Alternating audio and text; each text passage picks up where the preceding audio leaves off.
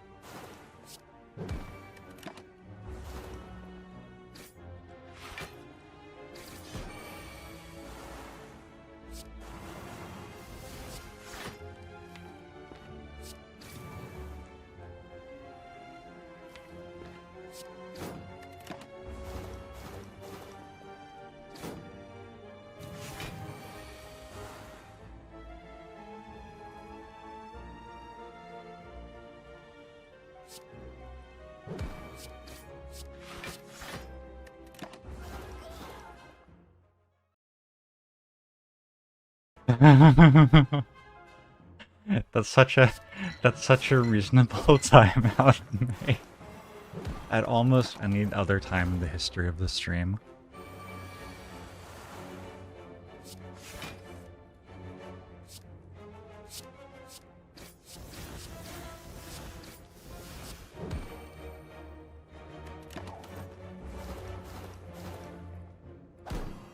Alright, what should I do next? I'm really, like, tuned into the suffering right now.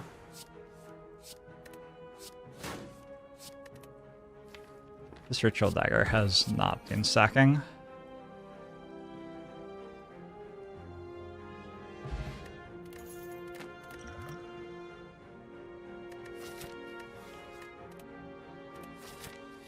Leg day, some squats maybe? We could do some squats.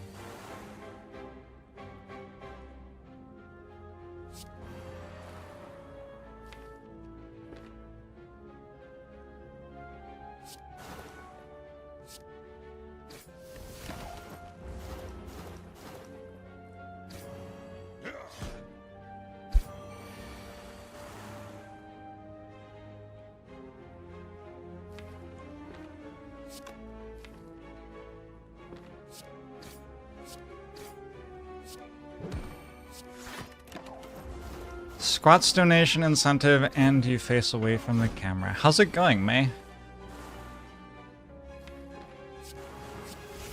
May. I think that might be workplace sexual harassment.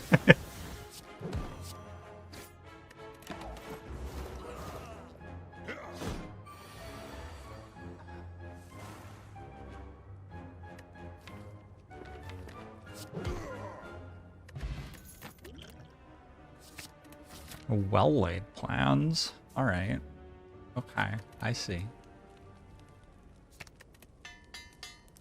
It's okay, I'm just a volunteer. Fair enough. What would I know anyway?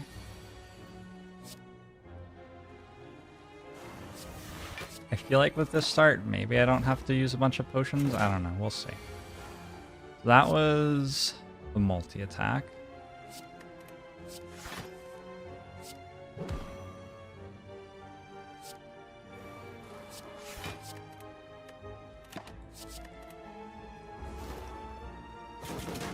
Also a multi-attack. This is for 18.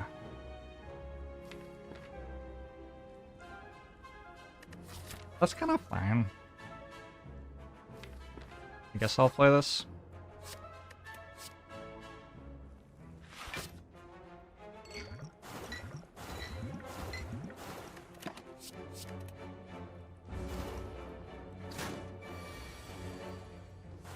And we don't take damage anymore.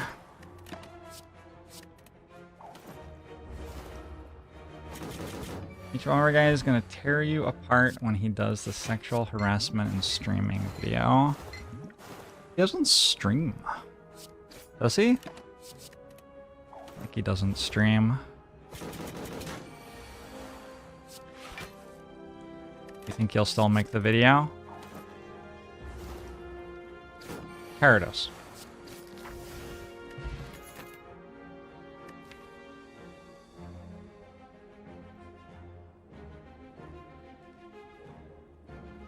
Is this the video where he does it or where he exposes it? Twitch chat.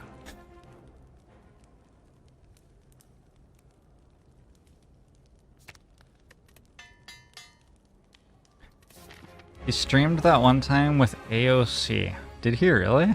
I didn't know that. That was not known to me. I think it was the workout. I think people saw me in motion and they were like, ooh, who is this?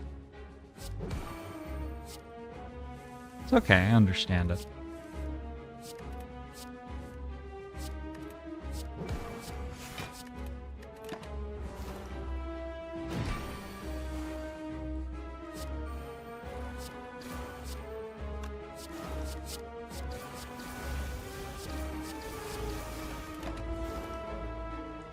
Ow. So there actually is stuff that you can know about Champ's AI. Like, I don't think Champ attacks me ever this turn. But I might be wrong.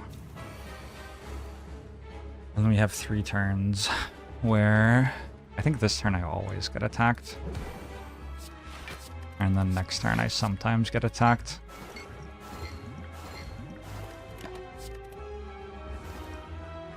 Oh, I was wrong. I guess this turn I always get attacked then? Probably. All falling apart. Also, the AI might be different on this difficulty. I don't know. And I'm certainly not bothering to check.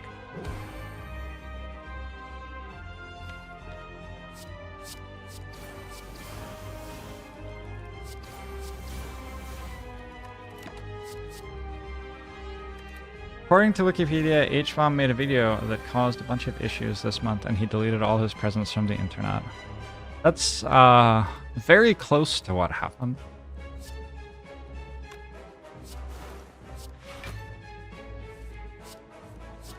Not quite what happened, though.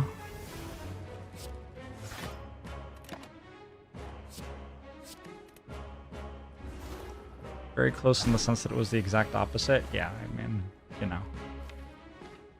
What do you want me to say? I'd like to play Flying Knee. No luck.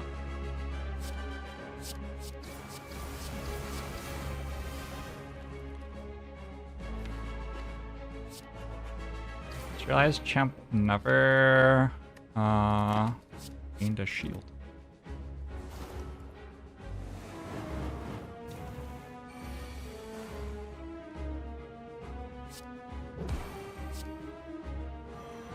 Ooh, nice. Alright, I beat Champ. I'm still alive somehow. I don't understand it. I have 100 max HP. What? Such a confusing run.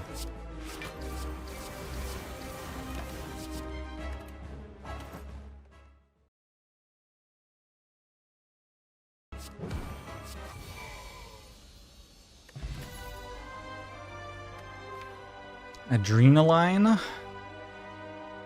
feels like with Mummified Hand it shouldn't be that great, and afterimage feels pretty good. I think I'm gonna take an afterimage over it. Again, I have a Mummified Hand, so. And I guess that's Fusion Hammer? Yeah.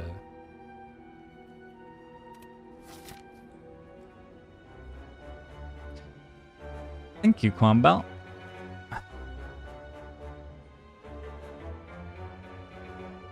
Was the other guy that delted everything? I lost any runs. I have.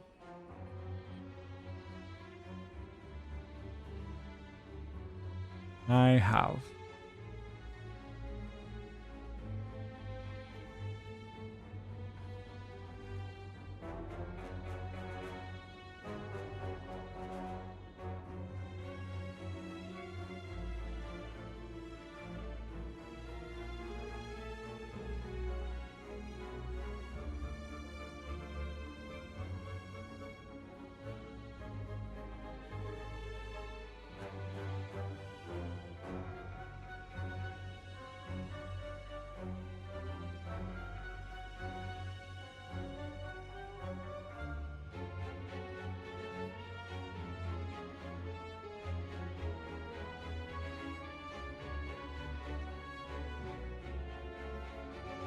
Alright, May. How much has May donated so far?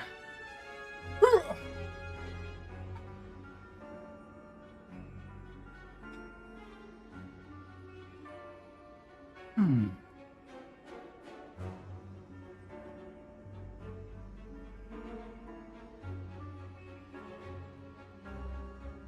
think I've seen a donation from her yet.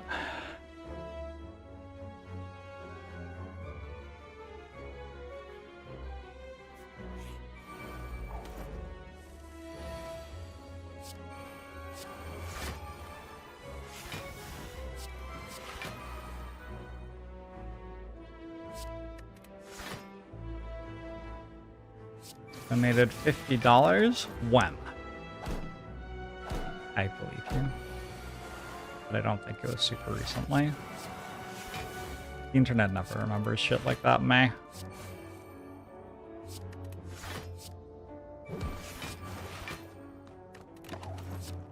Hey, Serge.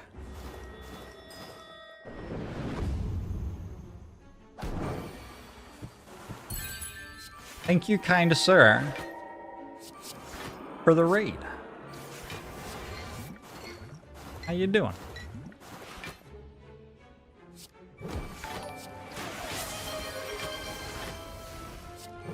You arrived at a great time. May has just donated $50 for me to do squats facing away from the camera.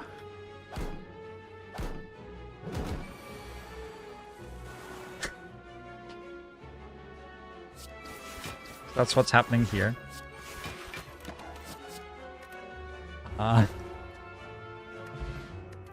Serge, if you want to jump on voice, I am in the Discord voice channel already. What counts as away from the camera?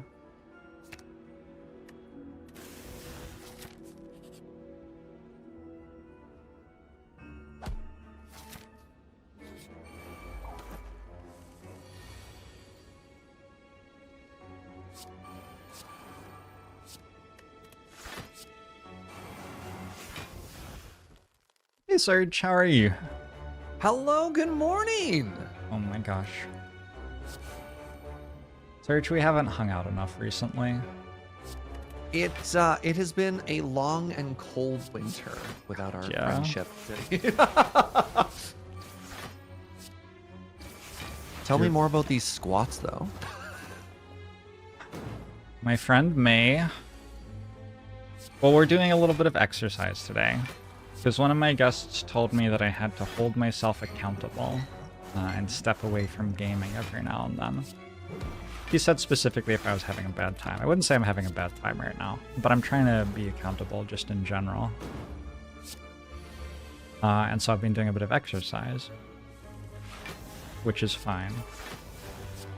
The Twitch chat's getting a little bit too into it. I think maybe. I mean, that is the nature of chat, right? You take an idea and you just run with it. Now, I'll tell you what, I don't have a camera, but I will, in solidarity, match whatever it is you're doing. Oh, okay. Yeah, if we're doing squats or stuff like that, I mean, do you we have are a doing weight? a fundraiser. You have so a weight? You have a weight. I've seen your weight. Yeah, I got stuff. I mean, I guess yes. If you got weights as well, I don't know what it is, but yeah, in solidarity, maybe we could get some donation matching. Oh, good lord! It looks like Is I'm that- working with 16 kilograms. You know what? I have the same size of kettlebell. Do you want to give me a second? I'll run and I'll grab it. Absolutely. All right, I'll be right back. Solidarity. Okay, chat. You're going to put Serge and I out of working backs. We're gonna be like out of commission for a week after this, and it will all be your fault. Cat, please normalize this. This is actually just guy stuff. Guys just do this all the time, actually. I wouldn't say that this is abnormal.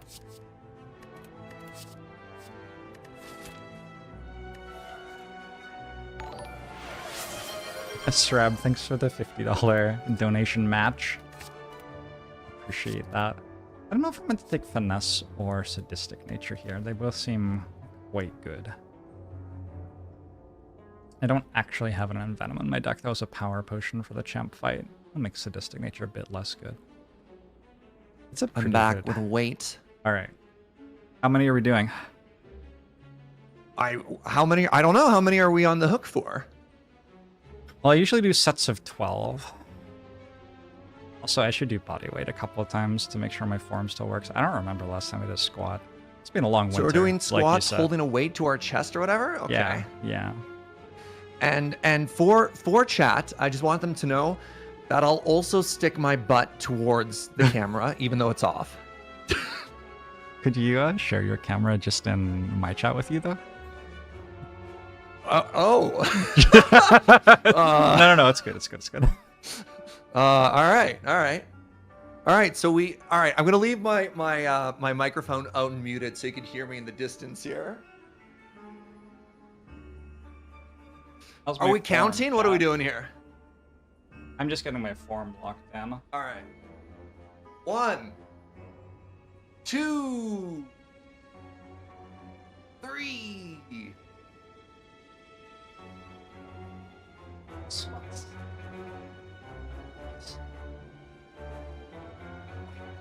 One again.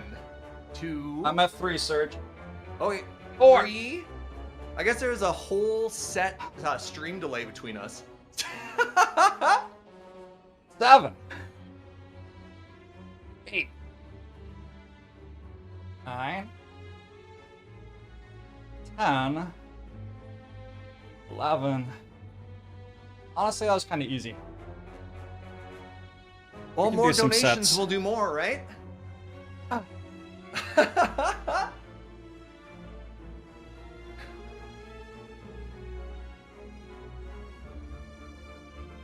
You're welcome, Well, May. 5 minutes into joining you, and I'm already panting. This is. God, yeah. God, yeah. It's the recovery that's the hard part. +3 strength from the lift. How much Slay the Spire have you played? I know you've played some. I have, according to Steam, 493 hours. Oh, you're a pro. All right, nice. Why? I do okay.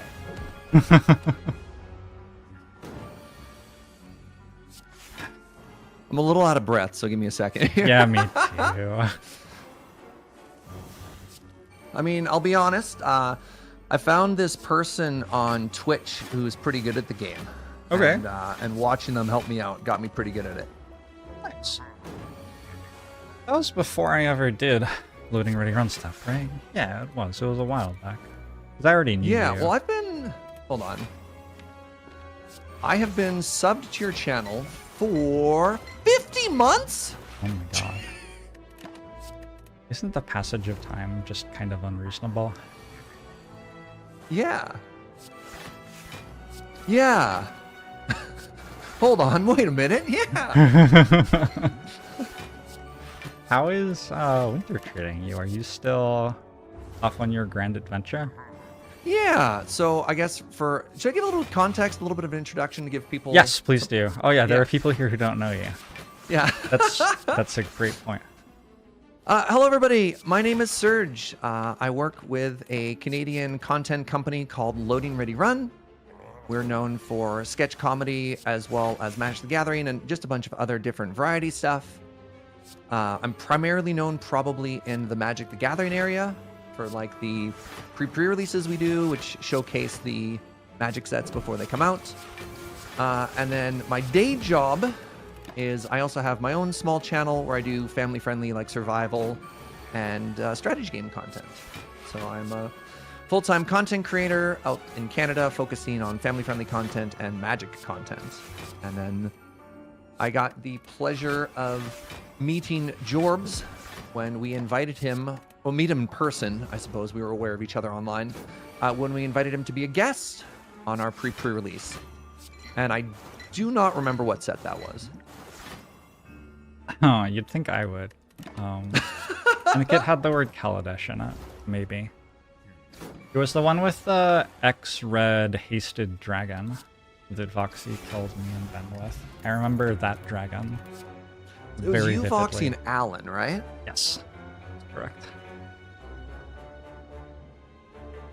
It was a good weekend. Red Hasty Dragon, man. That's every set has a Red Hasty Dragon. Ah. Yeah, but it cost RX, and it was an XX dragon, so it was like quite specific. Shivan Devastator, that sounds right. Is MTG Bot still here? MTG Bot had a brief reign of terror in my channel, but I think it might have been banned now. I have looked it up. You were a guest at the Dominaria United PPR. Dominaria United. In All right. August of 2022. Okay. That's not that long ago. Yeah, a bit over a year ago. And then I have taken a couple of trips to Victoria this year, both of which have been lovely. And I really hope I get to next year as well. Yeah, Inviting me to please come things. back. Yeah, it's a really Delight nice of a weekend trip guest. from here. It's so Ooh. lovely. I get to take a boat.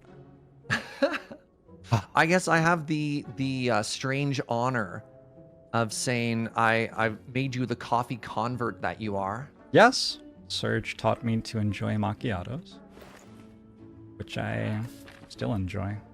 Still haven't found other coffee I enjoy, but macchiatos are great. You know, everybody's got their something, and it's okay if you've just got the one, you know?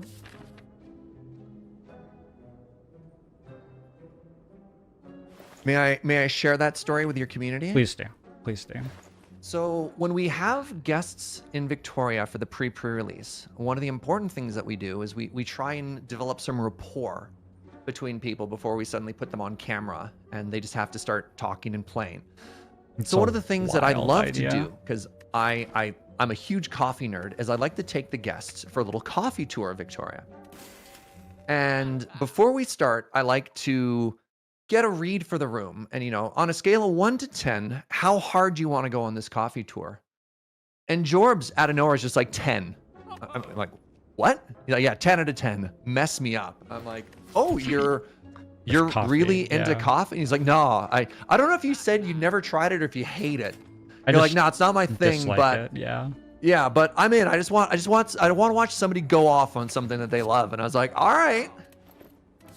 So the coffee tour began, and we started with a tasting of a bunch of different single origin coffees. And Jorbs was like, it's okay, but it's not for me. Do you have anything stronger? And I was like, oh, okay. So then after the coffee, we did an espresso tasting, because espresso is kind of like the hard alcohol of coffee, if you will. You know, if a drip coffee is your beer, then your espresso is your spirits. And Jorbs tasted that, and he's like, it's a little too, not too much, but it's just like, is there a way to make this diluted? And I was like, yes, actually, we can. So if you take espresso and you hit it with just a little bit of milk, if you stain it, becomes the macchiato. And it was almost like Goldilocks. This one too weak, this one too strong, this one just right. And thus, macchiato Jorbs was born.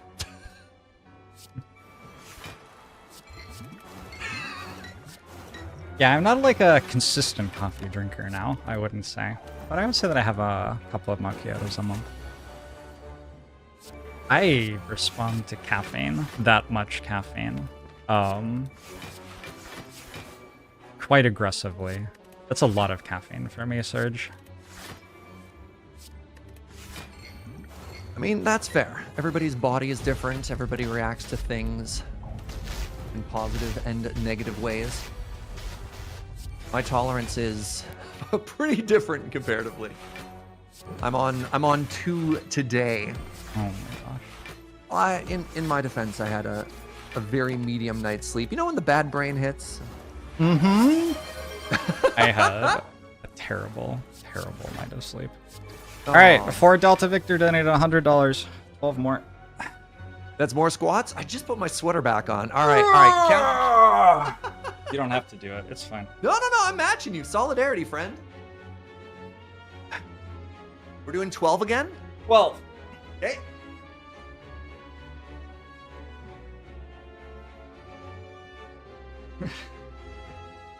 Jorbs has a 16 kilo kettlebell, and I'm here with a 25 pounder.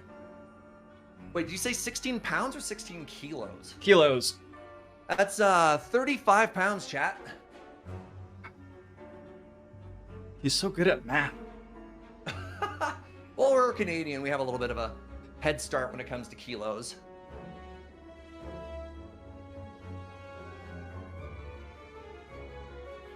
I have a great story about starting squatting. Oh yeah. My trainer had me working with kettlebells, and she is a fan of the metric system, so she got me kettlebells that were weighted in kilograms. And I didn't conceptually understand that it was kilograms. I just kind of understood the number on it. So I was like 16, like 16 pounds, right? 20 pounds. And so I trained for like 3 or 4 months probably, thinking that my weights were in pounds when they were actually in kilograms. And it was kind of like being in the hyperbolic chamber. Where at the end she was like, get the 25 kilogram weight. And I was like, do I have one of those? I thought the highest I had was 25 pounds. And she's like, that weight is in kilograms. And I was like, what? Ghost Pal, thanks for the $50 donation to support Free to Love. Are we going again? Man, our thighs They're gonna break are gonna me. be so powerful after this. Watch out. It's, If you hear thunder in the Pacific Northwest, that's just us walking around. it's hot butt bod boy. What season starts with the letter B? Bottom. Oh, wait, hold on. Not a season, Serge. It's not winter. There you go. Sure.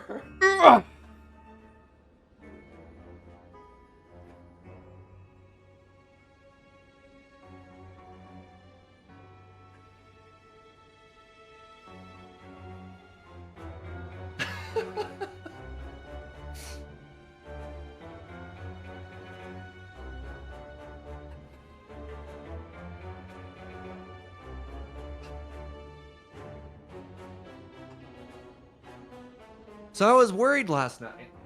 Like, what am I going to talk about? Oh, What am I going to do? Turns out it's just exercise. yeah. Yeah. Welcome to the stream. Don't worry, I'm just going to make you suffer. You know what? After a decade of Desert Bus for Hope, my body is ready. Oh, yeah. Well, okay, so I want to talk to you about your good experiences in gaming and online communities this year. That is the prompt. Yeah.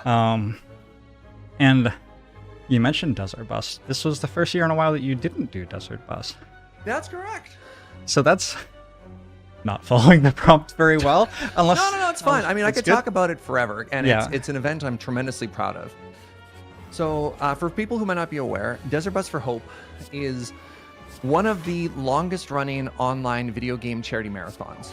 Like, it predates AGDQ, a lot of those other things. And the idea of it is you put a bunch of well-intentioned people in a room, and they are required to play the world's worst video game 24 hours a day until the donations stop coming in. That game is Penn and Teller's Desert Bus, which is a game that was never actually officially released for the Sega CD. Do you know the story behind how that game got made as a tangent, or? I feel like I've seen an interview where Penn is explaining he wanted to make the most boring game possible. Yeah, but it was specifically in response to Columbine. Oh, really? I did not know so that. what happened? There was an immediate backlash after that, where politicians were saying, video games are bad. Video games are training our kids to be evil, and they need to be legislated. They need to be closer to real life instead of all this fantastical violence. And then Ben and Teller, like, that's the stupidest thing I've ever heard. You want a game on real life? Let's make the worst day job game ever.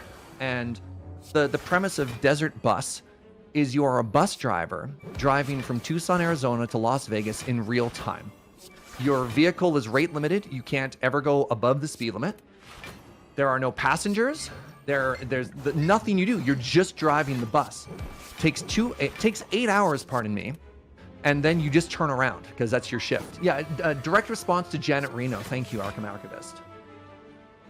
And then at no point does any customers get on the bus. You just keep driving. Your alignment is slightly off, so you're like kind of turning to the side. And if you ever hit the sides for too long, you crash, and a tow truck comes to get you.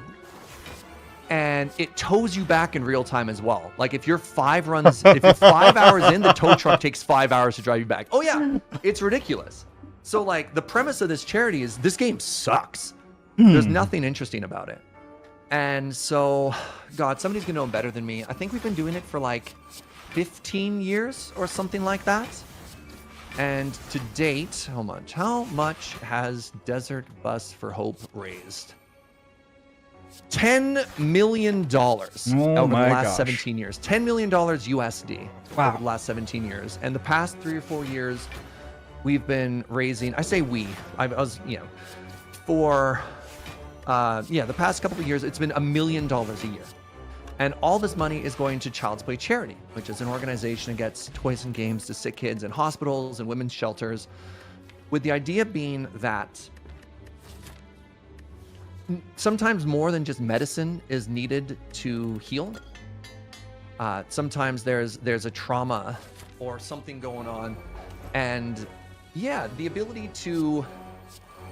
let's find a concrete example here. When a child needs an MRI, it can be really scary, right? You have this giant machine, everything's super noisy, and sometimes they have to use medication to calm them, but that can be really bad. Where you give them VR, you take them somewhere else, it helps calm them down, and you're able to do these procedures that otherwise you couldn't just because you're helping them out there. And yeah, this is...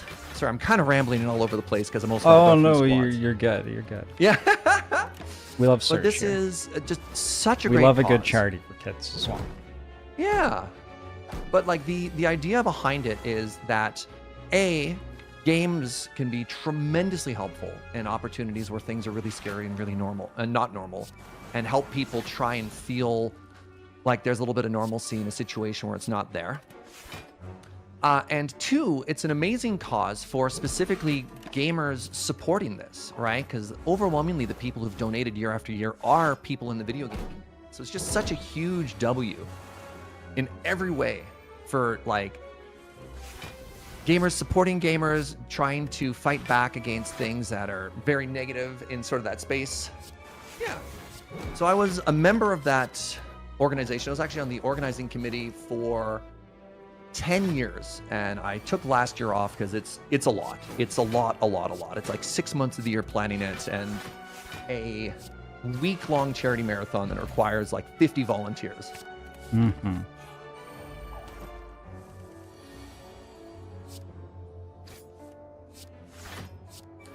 So the prompt being good things about video games. I mean, you can't overlook Desert Bus. It's done so much good. For sure. What else have I done specifically this year, though? Is a neat question. I mean, I have a question for you before. yeah, please. Do you think kids would enjoy playing Desert Bus for Hope in that sort of situation? No, I don't think anyone enjoys playing Desert Bus. What Look, about American Truck Simulator? So that one's a little bit more interesting because it turns out there's. Are you much of a driver? No. It can sometimes be really calming. Like when the driving from Tucson to Vegas isn't? Is that what you're telling me? Maybe not that drive specifically, but like sometimes driving can be fun when you're in control of something. You kind of vibe, right? Like that can be fun. Desert Bus doesn't have any. It doesn't have immersion. It doesn't have anything that engages with any part of your brain. It's look, like, I mean, as some of the people have, like, we found a bug that the playtesters missed. So did you know in Desert Bus that doesn't if sound you like a play game that has continuously, enough stuff in it to have bugs. they Oh, didn't if have you enough play hours. Well, so continuously. here's the bug. Yeah, I So see you it. drive for 8 hours, right? You get to the final destination, you turn around, you come back. There's also a day-night cycle. So there's day, and then dusk, and then nighttime. And those happen, I think, every 3 hours or something like that. But where the bug happens is it never goes back to dawn. So if you play for something like 12 hours straight without crashing, it goes day, dusk, night, and then it just goes dusk, night, dusk, night, dusk, night forever. It never goes back to daytime. It's like a strange hellscape. Sounds terrible. So yeah, I mean, you think you might enjoy it kind of like as a meme, right? You're like, yeah, it'll be funny. I'll play this game. And you're like, oh no, this is actually just really boring. There is no joy to be found here. Yeah, it sounds like almost a performance art sort of thing in suffering. I get it. As somebody who plays the same game over and over again for a very long time, I know that even if a game is enjoyable, it doesn't necessarily stay enjoyable forever. And yeah. Okay. You've given lots of very reasonable and understandable reasons for taking the year off. It's a lot of work, a lot of creative energy. Yep. Something that you've done a lot of times before, so, you know, let some new blood get in there maybe. All of this makes perfect sense to me. How much of it was just that you didn't want to play that game anymore? Like, can we get to the real meat of the story here? So with Desert Bus, very little of the event is actually about the game anymore. This does not surprise me. The game Yeah, doesn't sound it is- very good. Yeah, it is. It's not even an improv prompt anymore. It's the hook of why we're there, and it has been relegated to just like a background process, you know? And we've done some pretty weird stuff. So at PAX, God, this must have been like 2017 or 2018. James Turner, who you've met, he's the producer at Loading Ready Run, sort of the James is organizational lovely. person behind the PPRs. He's one of my favorite people. He's Love so James. I love James. He would never. Don't tell him I said that. Like, Deal. Yeah. Who said what? yeah, we both understand. James wouldn't want that. No. So James, as one of the original founders of Desert Bus, has quite possibly at this point more hours of Desert Bus for Hope than any other person on the planet. And I can't remember who was doing it. I think it was Gearbox. As a meme for some reason, made a VR version of Desert Bus. Oh no. Yeah, just to kind of show it off. And at PAX, they invited James to be on stage to show it off. But it was sort of like the stinger or the last closing remark that they wanted to do for the show. But it was still like a multi-hour long panel. And they couldn't bring him out. So at like the very beginning of the show. And wait, is he in there's everybody VR so doing he this can't panel. see the people around him? And he's just on a chair at the back with the VR goggles on, holding like a fake steering wheel, just driving, just sitting there in this like sensory deprivation thing on stage in front of all of these people at this huge panel. And then sort of at the end, they're like, and we want, not only are we, announcing Desert Bus VR, but he's been playing it the whole time. And they turn back and then there's poor James. Just like, is it my time yet? Like, what do you even do at that point, right? You've been stuck in this contraption for hours. I feel like he was probably zoned in. I don't imagine James being fazed by that. Oh, right. Chrono remembers the punchline to that story as well, which was they were worried about like nauseous stuff. So the VR wasn't even hooked up the whole time. He was just sitting there with like a blindfold on pretending to play. Oh my god. Oh. That's fair. VR can... I've had trouble with nausea with VR before. I don't even remember how we got to that segue. Honestly, neither do I. I had a similar conversation with a friend a while ago, and he described it as a stack-based conversation, which is a term I'd never heard before, but I absolutely loved it. Yeah. You just add a bunch of new topics to the stack, and then you unpack, and you try and get back to where you were before. Yep. So I conversationally operate like that, and it's been really interesting dating and meeting new people, how people will respond to that, because I've had everything from people who will just leave things entirely and go on to something else and never come back to it, to people who like have a working spreadsheet in their head where they're like, and we had this conversation to finish still, shall we return to that now? And it's like, I'm very much somewhere in the middle. I think as a streamer, you get used to starting conversations and then never finishing them just because there's so much other stuff going on. Yeah. You know that like Star Wars Padma meme? The one with the looking at the thing? Yeah, it's like they're, evil Anakin and Padma or whatever, and they start and they're like, one person's a streamer and the other one's the Twitch chat, and then like they start a conversation like, you're gonna finish that thought, right? And it goes back to a blank panel, and like, right? Yes, exactly. How is your sleep, Serge? Have you found things that work really well for you for sleeping, or is it just a constantly frustrating moving target? The latter, unfortunately. Yeah. So I have suffered with insomnia for basically my entire adult life. And sometimes inexplicably it gets better, and then oftentimes it's just, all right, I guess I'll just learn to deal with less sleep. Yeah.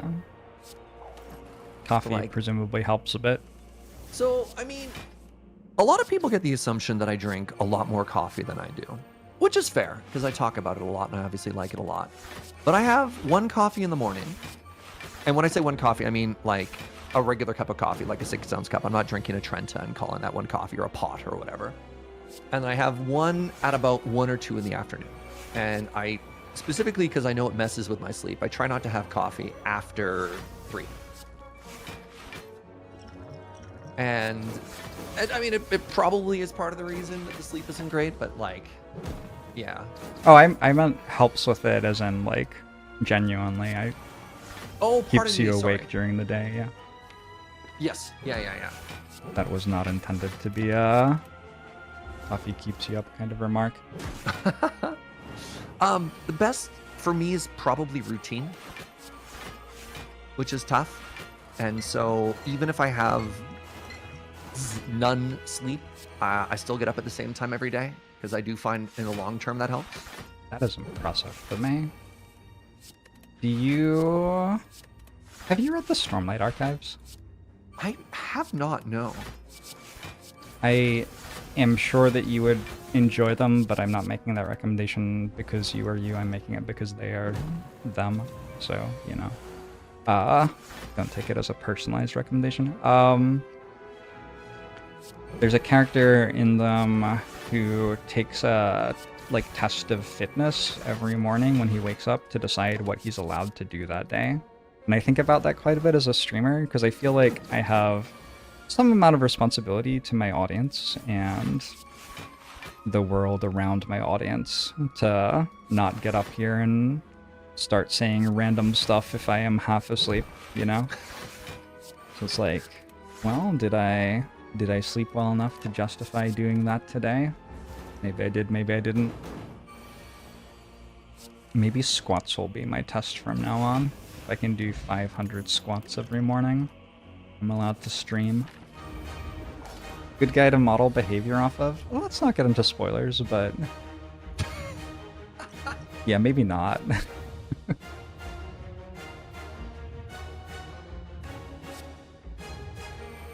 Fascinating. Sorry, I'm just thinking about that. Yeah, the concept of, is it a, this gets into spoilers, is it a health issue or is it just sort of like a personal goal they set for themselves?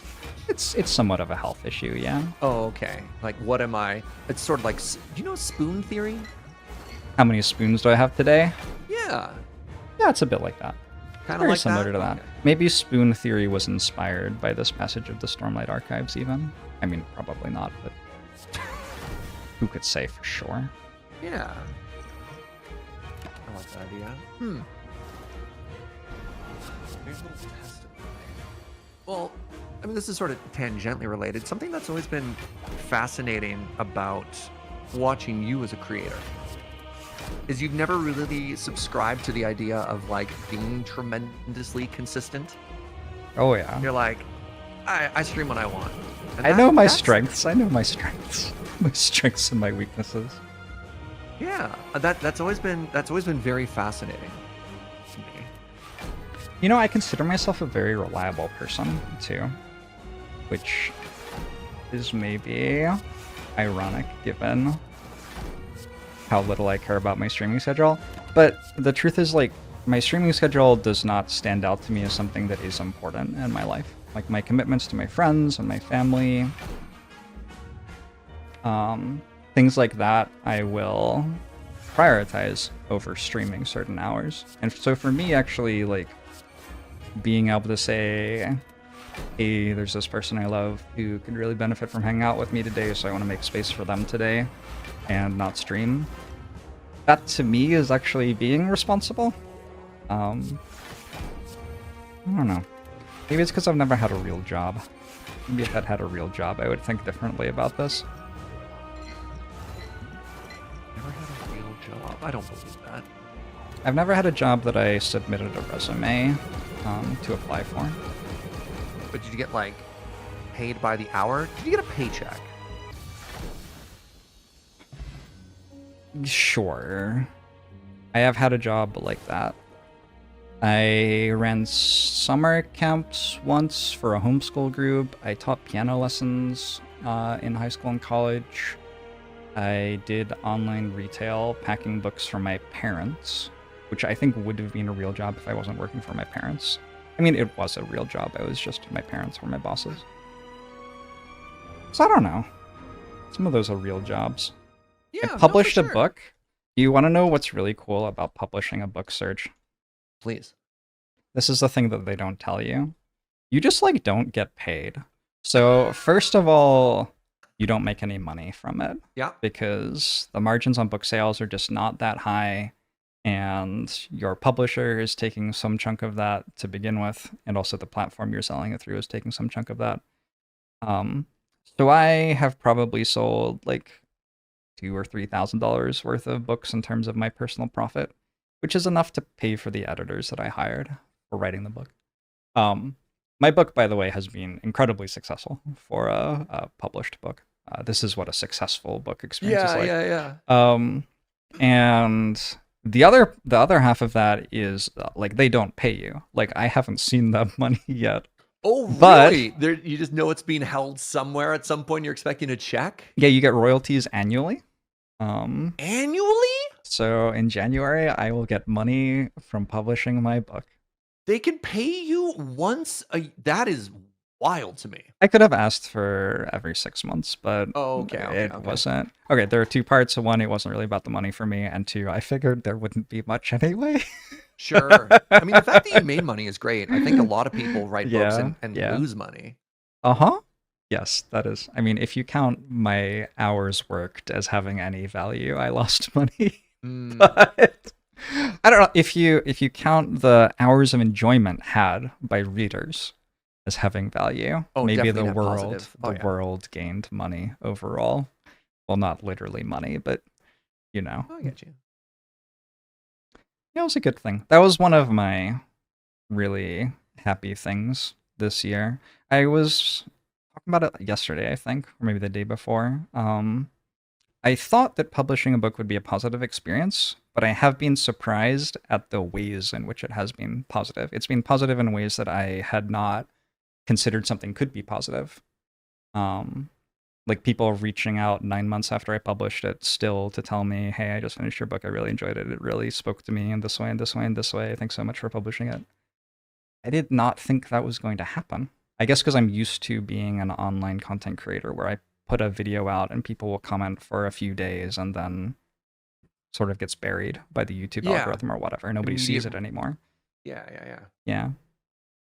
The relevancy of online stuff is pretty devastating. Sometimes they're like, my 1 week, goodbye. Yeah. Yes, exactly. So my understanding of the New York Times bestseller list is you need to sell about 10,000 copies of a book to be on the New York Times bestseller list, which on the one hand is a lot, but on the other hand, it isn't actually that much. No. I think I've sold about 3,000 copies, somewhere in the 3,000 to 4,000 range, I think. Which is like, that's not that far away from 10,000 actually. Not really, no. As a first-time author. Yeah. Random question. Do you know if that number has changed, like the criteria to be a New York Times bestseller? I imagine before the proliferation of the internet, like book sales must have been higher. There's weird stuff. Like online sales sometimes won't get counted and it's only like sales in bookstores and stuff. I don't actually honestly know exactly how it all works. I don't consider myself in danger of being on that list in my life. So, you know. Yeah. You're not going to become a prolific author? Well, I'm a prolific author of online content, aren't I? We can say that and people can take it as they'd like. So one of my earlier jobs, I was a coffee roaster. Mm-hmm. And when I first got started, there were 3 people working in the roastery. There was the head roaster, there was myself, the apprentice roaster and general roastery grunt, and there was this wonderful woman named Tam, who was about 10 years older than me. Time out, because I have to add context to the story that you're not going to know to add. Okay. So anybody Serge has worked with in his life, and often most of the people he has like bought meals from in a restaurant in his life and stuff like that, he'll like know them, remember their names, say hi to them whenever he sees them on the street, ask them about their families. Like they just become found family for Serge. So it is very in keeping with Serge to be telling a story about the 3 people he worked with when he was a coffee roaster, presumably like 10 years ago or something, yeah? Maybe like 15, but yeah. 15 years ago, yeah. And context that you're missing that Serge won't say because he doesn't realize that it's abnormal is that like Serge genuinely like still cares about these people and remembers them. And They're like awesome! probably, yeah, yes, yeah, exactly. So anyway, okay. I just wanted to plug your personality a little bit fair, because you are a bundle of joy in the world, Serge. Yeah. So Tam is a legend. Tam is an absolute legend. So she was the head taster. So I had this incredible palate and actually taught me how to taste coffee. She was an incredibly accomplished martial artist. And that, you know, like, we'll just leave that aside. And she was also a professional published author. Okay. like an award-winning fantasy author. Yeah. And one of the really cool things that she would do is she'd get invited to author panels, and she would be like, here, do you want to have descriptive combat in your books? Let me teach you how, because as an accomplished martial artist, I can also fight.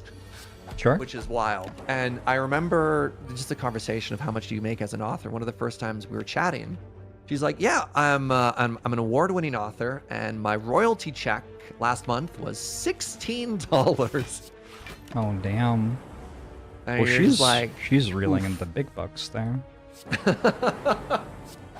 Yeah, and she had, it was really interesting, actually. The way that she found to start making money as an author, smut. Uh-huh. Yes. Yeah. A lot of people. Yeah, she had A lot of people have, I think.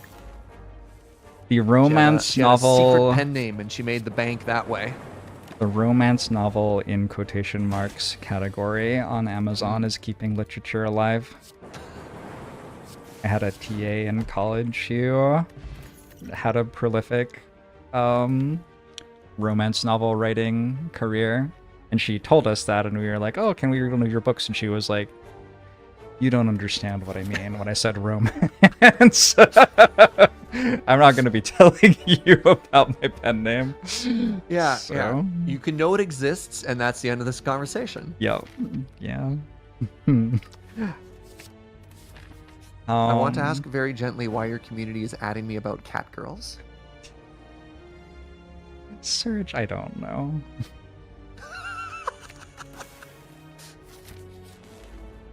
It's not well-established love of cat girls with the... There is Jorbs? well-established love of cat girls. There's a vocal pro-cat girl community. Or at least faction of my community. Emma, I also had this. How did Emma handle it? Emma waited until she was off call and then said that she liked cat girls. No video proof. Interesting. Yeah, exactly. She was very cagey about that. Next question. What is a cat girl? It's basically a girl with cat ears, I think, essentially. Is it safe to Google this or no? I can't say I ever have. I'll find out real quick for you. Okay. I mean, I guess solidarity again. If I'm squatting with you, I'll also cat girl Google with you. Cat Girl, the cryptocurrency that is positively adorable. Cat girls are NFTs. Twitch chat. Twitch they're chat. NFTs? Limitless potential crypto in one contemporary, vibrant, interactive experience? Twitch chat. You've Disappointed been in you, chat. shilling NFTs to me this entire time. What is cat girl used for? Token in the metaverse called the Cataverse? Hold on. Anime character-themed NFTs that feature feminine characters with feline features. Disgusting. Chat wants one thing and it's disgusting. The cat girl, a woman with cat ears, whiskers, and sometimes paws or a tail, is referred to as a Nico. Nico is also Nico? Japanese slang for bottom. Additionally, Nico is a high-level programming language created in 2005. Well, that's good to know. That's a little bit of extra info. I feel like I have more questions after Googling this. Yeah, it doesn't really resolve, does it? It's one of those holes that you just go down. Just keep on digging. Can we dig up? Like, Gay furry hackers breached a nuclear lab to demand. The hackers released human resources records and said they continue to do so unless their demand for creating IRL cat girls was met. I heard about this story, right? Yeah. Yeah, hackers went to a high-tech lab and said, give us cat girls now. We learned they were demanding NFTs.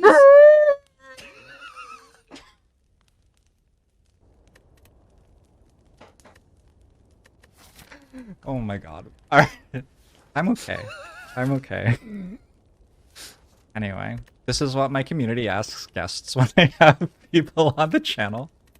This is the community that I have built, Serge. They say that content creators, like, attract communities who are like them, in a way, right? And I guess this is what I'm like. Okay, all right.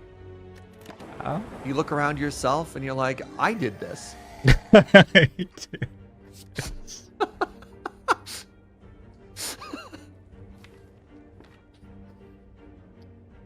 Yeah.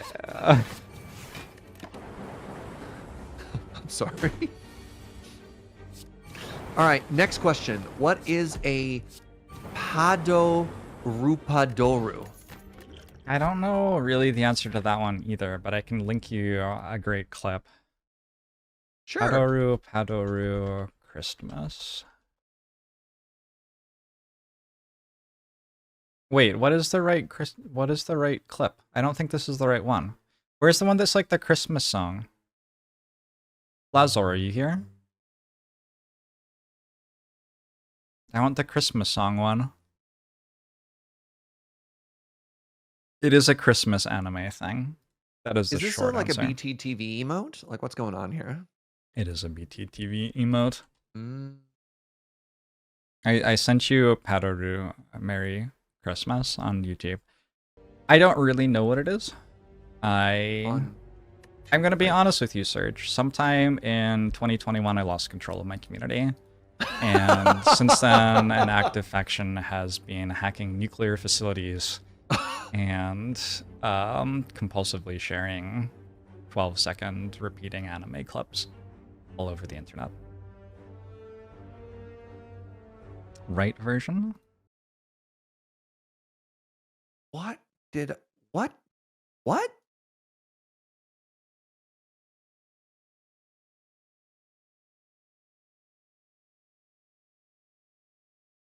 is not the one I was thinking of, but thank you on Unite. Yeah, so that's what Padoru is. So, can I fire back? Yes. Serge, how do you keep your community from doing this? I have completely lost control of my community. They couldn't holler for canals. Canals. Yeah. Like the Panama Canal. Yeah. They have a favorite in particular. Aquatic infrastructure that connects two bodies of water.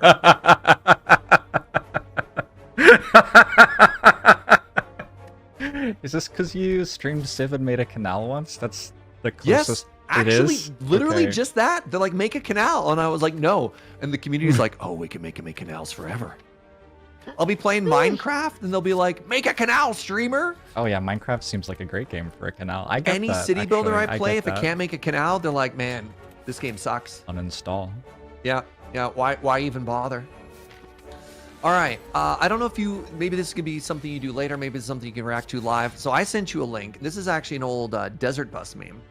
And this is something that anytime a person would join Desert Bus for the first time, we would make them watch this video. And you could say we took them to the store.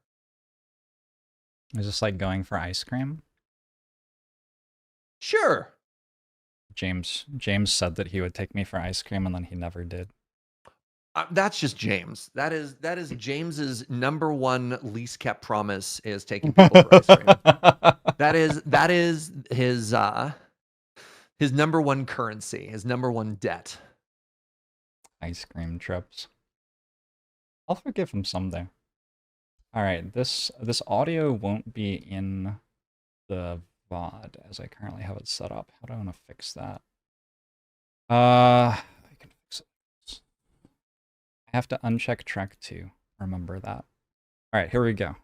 Pressing play.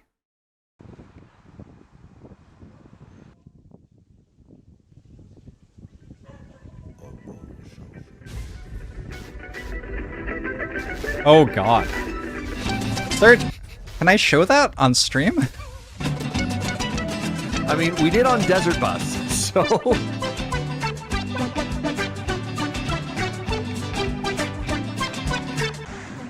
How much of a donation incentive do you think this is?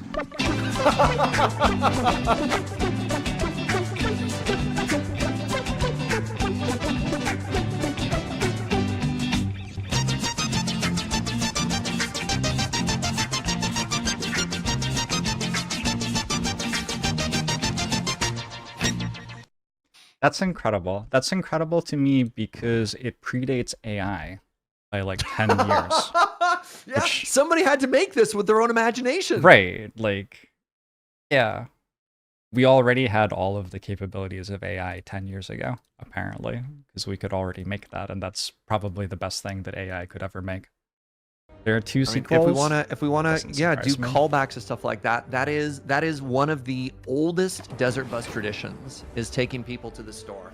So one year, The video is called "Going to the Store." Going to the store. Descriptive name. Oh, remember to recheck your audio thing. I don't know if that's helpful or not. Done. Thank you. So years and years ago for Desert Bus, this would have been, I don't know, 7 or 8 years. We were in a brand new tech accelerator building where we didn't have a venue that year because it had outgrown the Living Reading Run offices. And so I used my connections. I was working in software at the time. Like basically a big tech company bought a huge building, renovated it, and they were going to use it for a bunch of like small startup companies to all work in there and share the workspace together. And right before they opened, they lent out a huge space, like the kitchen space and a boardroom space for us to run Desert Bus for Hope out of, which was very cool.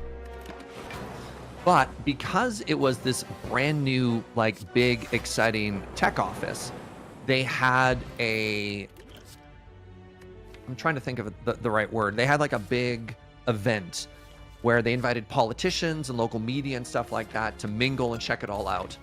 And they had that meeting directly outside of the room where we were having our event. And but you're like, what can you do, right? Like they gave us a space for free and we're making it work. So at one point, 2 BC MLAs, sort of the Canadian equivalent of like state level politicians. I don't know what they're called in America. Neither do any of the Americans. It's okay. We don't do civics in this country, really. They wanted to see what we were doing. And so we invited in, again, like 2 high-level politicians to see what the event was like. They came, and again, this is all live. This is not pre-recorded. This is in front of and you took them to the store? Thousands and thousands of live viewers. And you took them to the store? And we took them to the store. Natalie Portman Absolutely, and we took them to the Anakin Skywalker meme. So we're talking You took like, them to the store, right? Yeah. Right. And like in their suits, trying not to laugh, like professional high-level politicians, just being like, what am I experiencing right now? And then they donated a houseboat. An entire... Yeah. Oh my god. Yeah, which we then gave away, and it raised a bunch of money. They were told not to laugh, and they 100% stone-faced it? Dang. I imagine an entire houseboat would be decent for donations, yeah. Wow. I think we made $5,000 off it. Oh. The economy is not what it used to be. I mean, to be fair, it wasn't the physical houseboat. One of them was the MLA for a riding. That's like a very popular summer destination with houseboating. So it was a week-long houseboat vacation, not an entire physical thing. Yeah. Ah, okay. Yeah. It became known in the community as a houseboat. So all sorts, I mean, this is the thing with online communities. You're talking about cat girls in your space and canals in my space. Everybody, all these little corners of the internet have their something, right? It makes you feel like you're part of something. Yeah. Hacking a nuclear facility.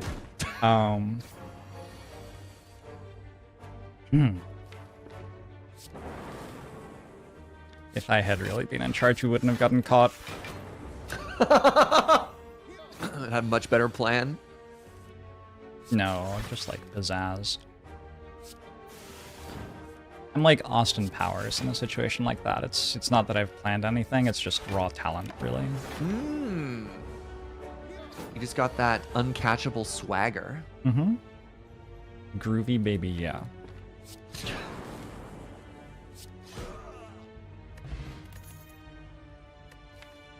I'm just kind of in shock to the groovy baby. Yeah, just the delivery, the line. It's kind of throwing me off. Oh. You have a long history of not getting caught stealing diamonds. Yeah. Why would you get caught? I mean, it seems like a pretty bad diamond thief if you get caught. Did you do anything? Are we allowed to talk about float? Or is that like you don't talk about float outside of float? That's totally fair. Have you done anything that was as fun as float this year, other than float itself?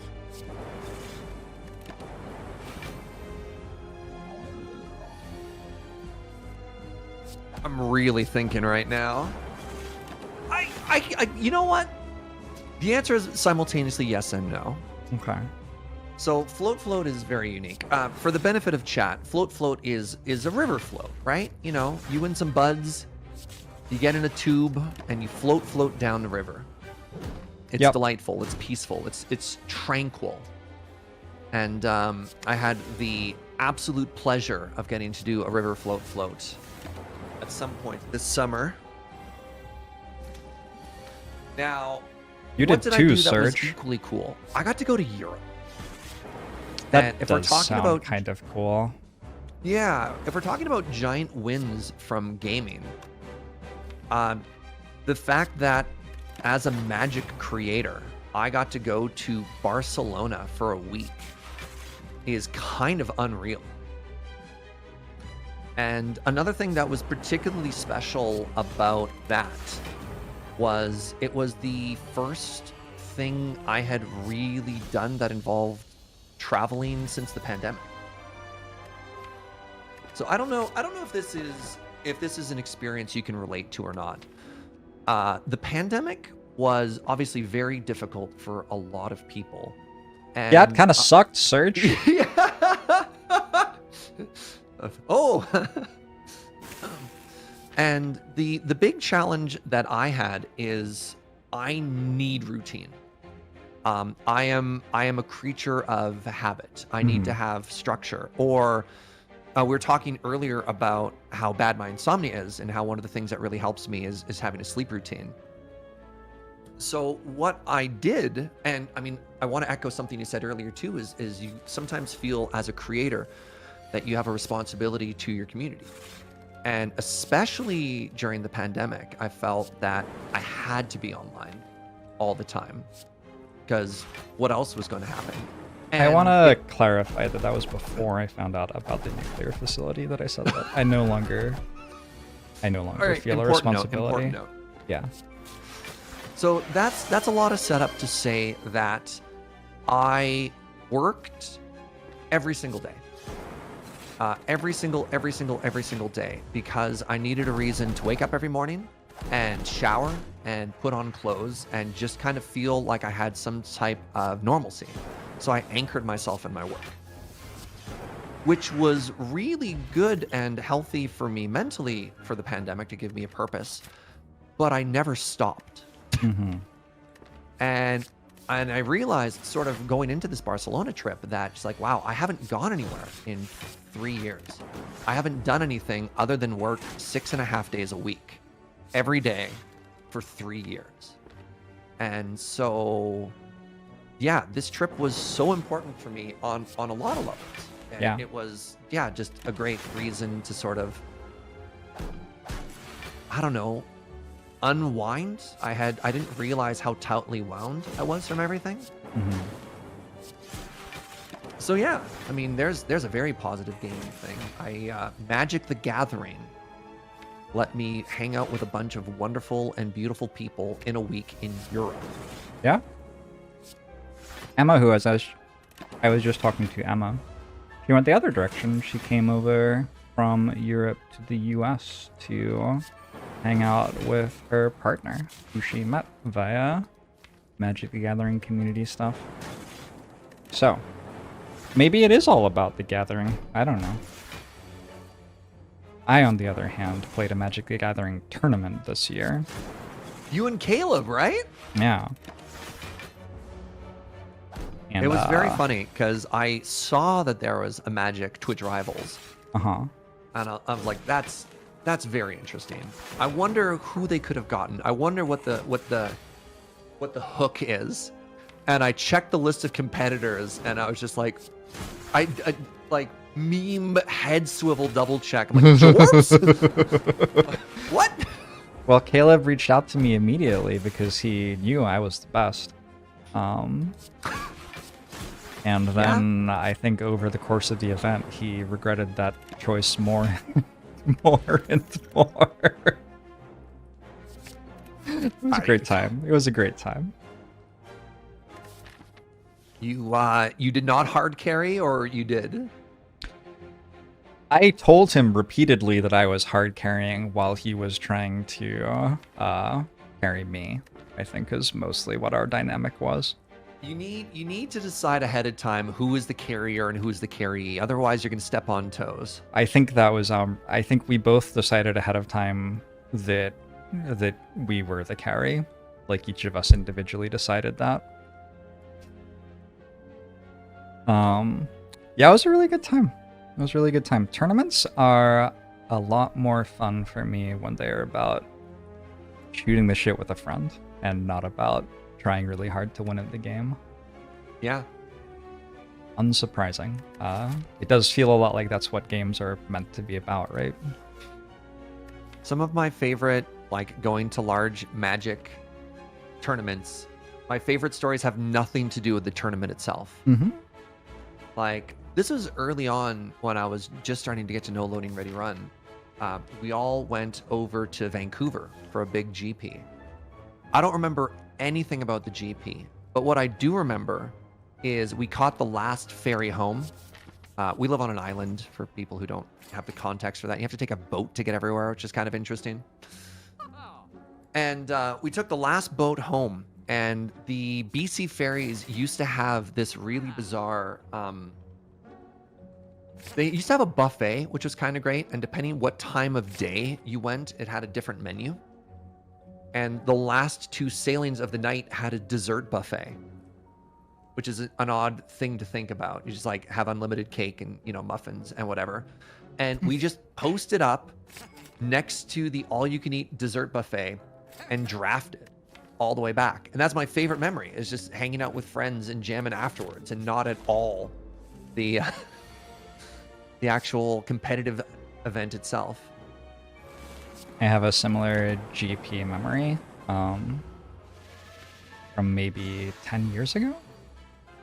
It was back when I was a poker player, but I had friends still from Magic because I had been a Magic player prior to starting to play poker. And my friend Jarvis was going to go to a GP in Atlanta.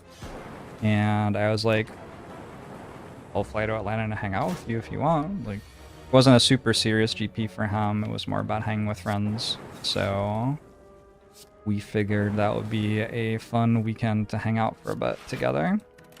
And I flew into the GP, and his flight was canceled. Oh no. He did not make it to the GP at all. There was extreme fog in New England, and planes couldn't take off. So I was just there without anybody that I personally knew. But I'm talking to him online. He's like, so these are my friends. You can go find them. There's a hotel room there that you can sleep in with them. And, you know, they're good people. They'll hang out with you. It'll be cool. So I met 3 guys who I didn't know at all. And they took Magic, like, pretty seriously. Like, they were there for the GP to win. And we were hanging out the night before the GP. And I forget if it had pre-registration the night before or if registration was the next morning. I think it was the night before. No, anyway, I didn't end up registering for the GP at all. It was never important to me to play it, and I ended up not playing at all. And what I did instead was convince them to stay up all night with me cubing. So, like, they all scrubbed out on day 1 because they had been up all night cubing. But Incredible. That was the way I salvaged my trip to Atlanta. Haven't been back again. But yeah. I mean, I'm looking forward to making some stories like that. I get to go to. I've never been to Chicago before, which is. Ooh, I'm gonna do a trip to Chicago this coming year. That's one of the things I'm looking forward to. There's a big Magic Con in Chicago in late February. I mean, you know, if you got a free week or something. I was going to go to Chicago at a time of year when my nose wouldn't freeze off. Don't even talk to me about winter right now. I'm so cold. Going Yeah, from I the believe Pacific that. Northwest to I believe Alberta. that. Oh my god. How warm is it there? Today is not bad, but I am so dry. My skin is screaming. And I'm getting Pavlovianly trained to be afraid of light switches because every time I touch one, I get zapped. It's Oh my god. Weather, Alberta. Apparently the high is 36 and the low is 26, which would be great if it were in Celsius. Be very, very different. Yeah. Yep, it looks cold there. Yeah, it's been okay. It was a white Christmas, and it's not. It hasn't gotten mega cold. I only know Celsius and not freedom units. The coldest it's gotten this winter has only been about -12. I assume the F stands for freedom. That's how I've always interpreted it. Yeah. God bless America. But yeah, I get to go to Chicago, and I can't wait to hang out with a bunch of friends. This is going to be my first American convention since 2019. I could be convinced to go to Chicago in February. I think I would have to take another trip to Chicago. Outside of the Magic stuff, yeah. There are things that I want to do in Chicago that involve it being pleasant to be outside.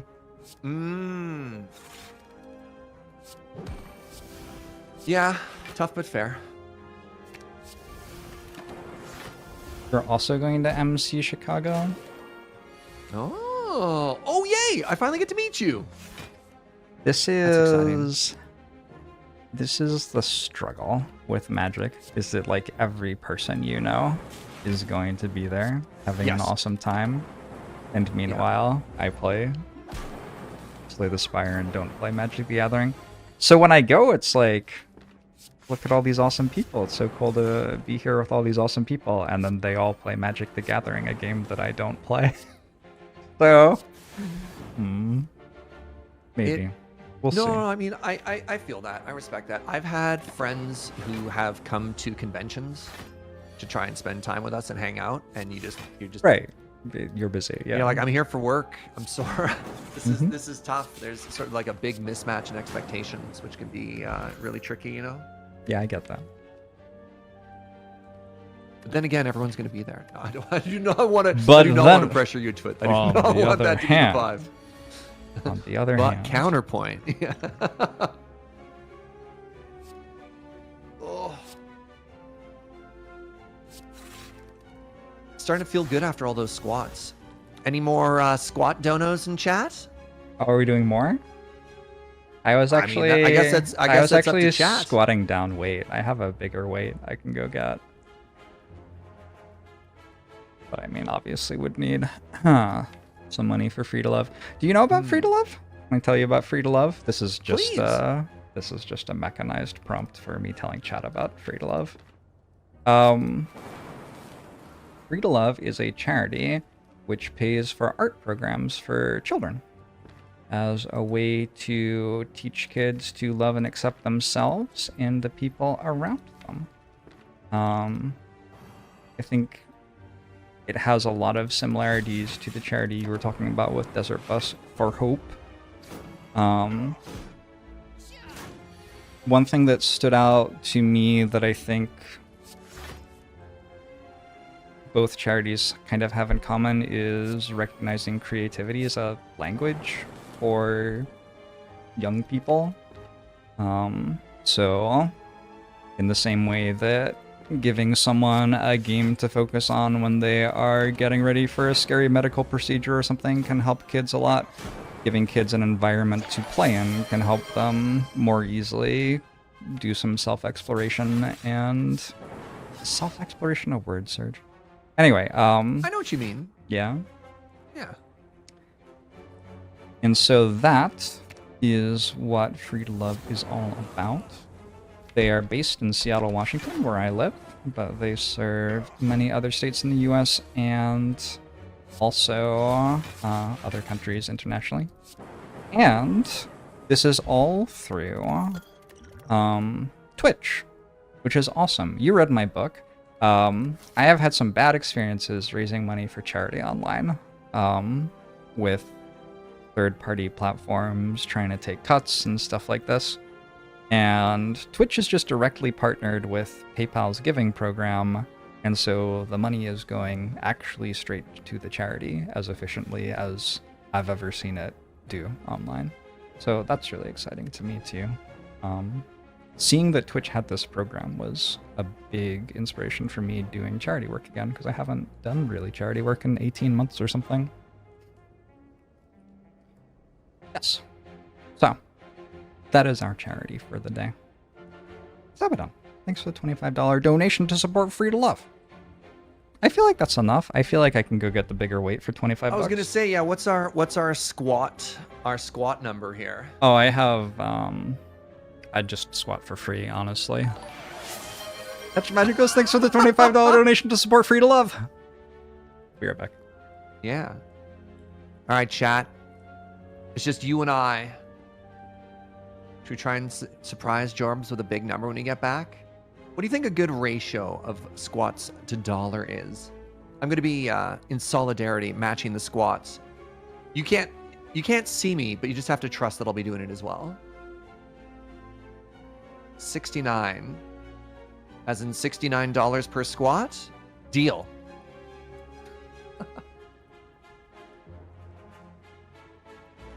Could we get Jorbs to play Vault Hunters if I set up a server? Ooh. I don't know. Thank you for the donos, friends. 10 squats percent. Now we gotta bring that up a little bit. Gotta bring that up. But Hugo Gaspar, thanks for the $25 donation. I got good news. I got bad news. Good news and bad news. The good news is we raised 75 bucks. All right. The bad news is people have suggested a 10 squats percent rate. So how you feeling about 750 squats? Well, Serge.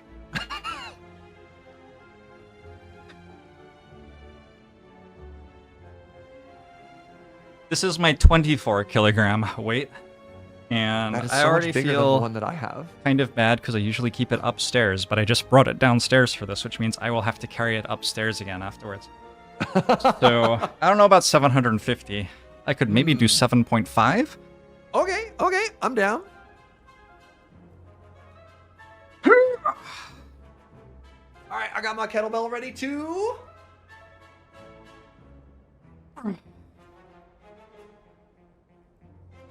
One, two, 3, 4, 5, 6, 7.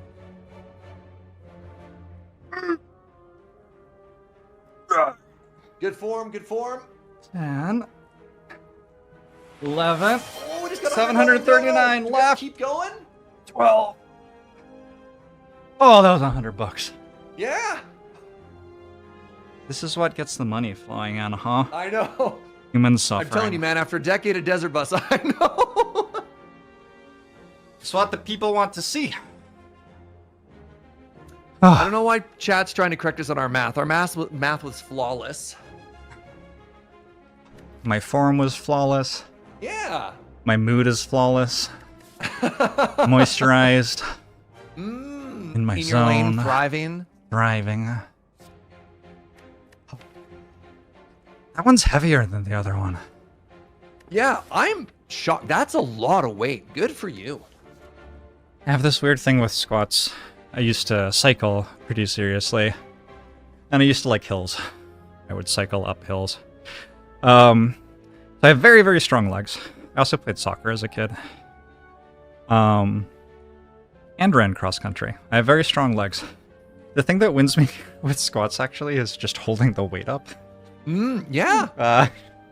So Sometimes I will do one-legged squats instead, Dang. which makes it so my arms aren't as tired. Yeah, if I can just, I guess you could say, you know, I've felt the pump a few times in my life. You prefer biking downhill? Let me tell you something about the best thing about biking uphill. You get to go downhill afterwards. Oh. Have you heard the Arnie pump video? You must have. You're on the internet. Wait, like the one from the 80s when he's in that beach thing? What was that? Was that called? Pumping I'm Iron? conflating that with like Pump Up the Volume now, which is not Oh, right. I don't think it's from the movie he was in. It's from a documentary. Yeah, sorry, it was a documentary movie where they interviewed a bunch of people on there. Yes. Is it the one where he gets like really explicit about how much he likes working out? Yes. Yeah, it's kind of uncomfortable. I feel perfectly comfortable. I'm comfortable with stuff like that. I mean, that's fair. That's fair. Good for him, in my opinion. There is nothing shameful about bodies. I don't know if I would necessarily use the same words as he did, but good for him. Conspiracy theory, probably just true, is that it's all an act. He's just trying to make it seem like it's easy for him to dissuade his competitors in the bodybuilding world. Oh, it's a mind game. Yeah. Oh. I never even thought about that. Like, when you look in his eyes in that particular scene, like, he looks like he means it. I mean, I think that's Arnie for you. I think there are reasons he had a very successful career doing what he does.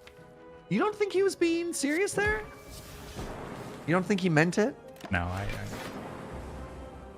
do not. That's fair.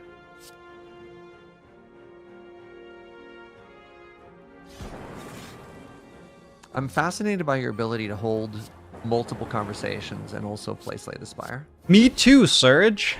I don't understand it. It's very strange to me and slightly upsetting. This is what I have chosen to do with my life. I'm very good at this thing.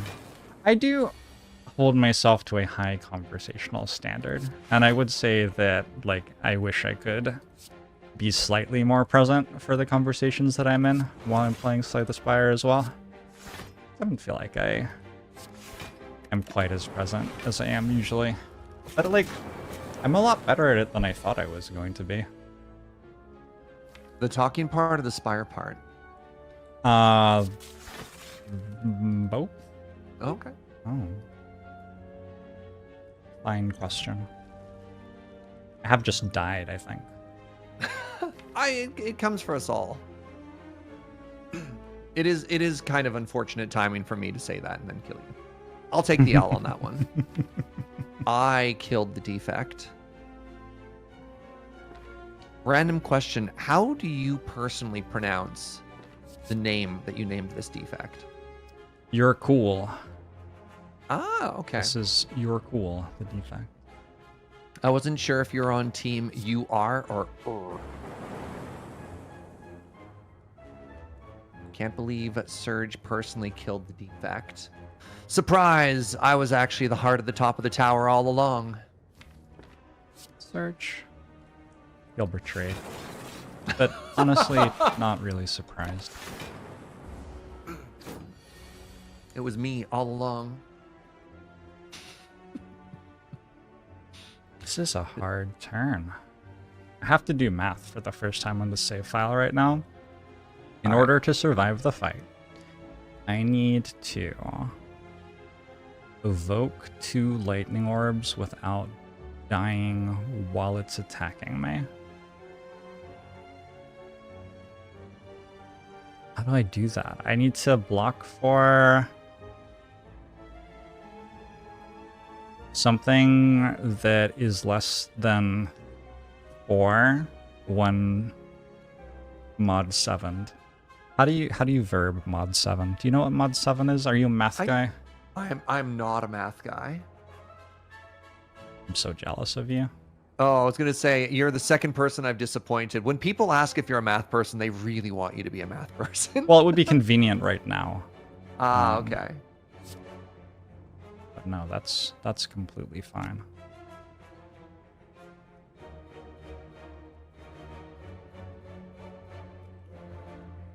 $11?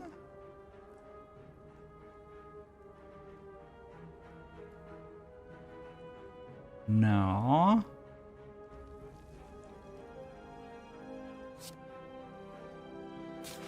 So the Maybe I can goal is to just get block. hit for 3 and then 7, is that correct? Yeah. Leaving me at... Okay. With Zap, I think I can just win now. Oh, it turns out it was easy the entire time. Alright, never mind. Game's easy. So I'd like you to know that I did this as well. I doomed you and then I also saved you. You're welcome. Oh, thank you. Yeah. The game's easy with Serge at your side. It was my expert math. Yeah. A lot I of my thought you friends did well talk out about how there. mathematical I am. It doesn't surprise me one bit. Serge Yager, I think, is a mathematical name. Both 5 letters long. Both have G's and E's and R's. Oh my god. I think someone could write a mathematical paper Oh, on your name. my secrets. No. What's your Erditz number? What's the name? I don't remember the name. I'm gonna have to Google something and find out it's an NFT again.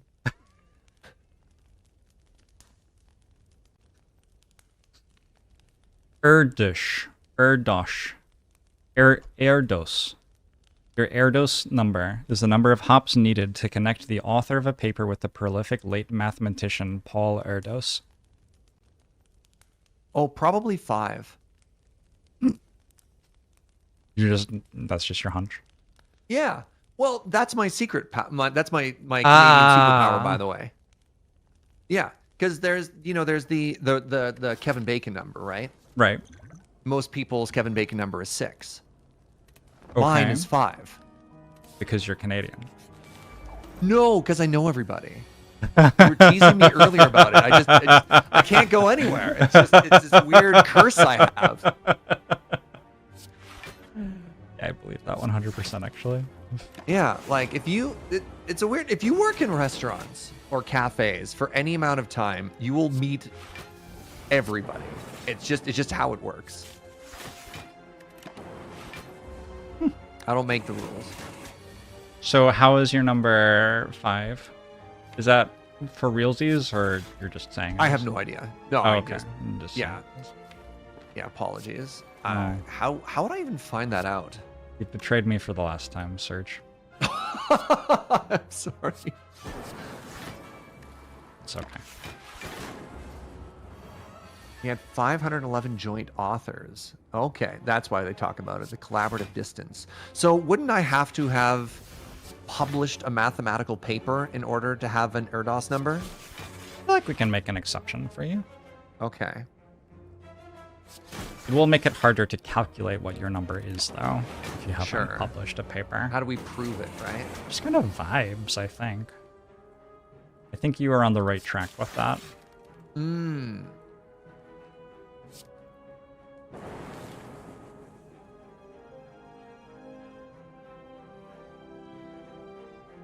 I have to have co-written something. I must have credits on something. What about video credits? I've published videos. Yeah, I think that's Yeah. fine. What about, like, number file? Number file probably has an Erdos number of some sort and is also a content creator. You probably know someone who's collaborated in some way with number file. Googling number file. Oh.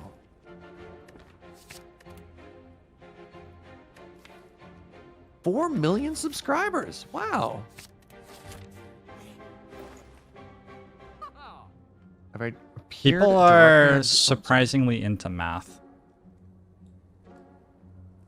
Me? No, people. Oh, yeah. One of the most fascinating math number videos I ever watched. Did you ever hear about the Dream Minecraft mathematic controversy? Yes, absolutely. I don't think Did it's a you- controversy. He cheated. He did cheat. I'll- He absolutely cheated. Yeah. I'll go on record. That kid cheated, and people who think he did it accidentally are just extremely kind and very trusting of other human beings, and I'm very proud of them. People don't want to lose faith in their heroes. Sorry, I just... When did I miss a claw getting in your deck here? I have to be champ, Serge. When did you get a bias cognition? Hold on, when did your deck get so good? Didn't we just almost die? Well, that's sometimes how life works. Oh. But there was I wish I remembered the name of the YouTube channel. There was this fascinating, just math YouTuber who was just like, okay, you need to stop commenting me. Let me do the math on the actual probability of the posted runs that Dream posted happening. Like, what are the mathematical odds that Dream could have actually done this? And it was real slim. That was Matt Parker. Thank you. I don't know. Not as topical now, but I watched a video on math one time. Yeah, I remember 7 trillion being the number for some reason. I don't know if it was, but I'm pretty sure that one's large.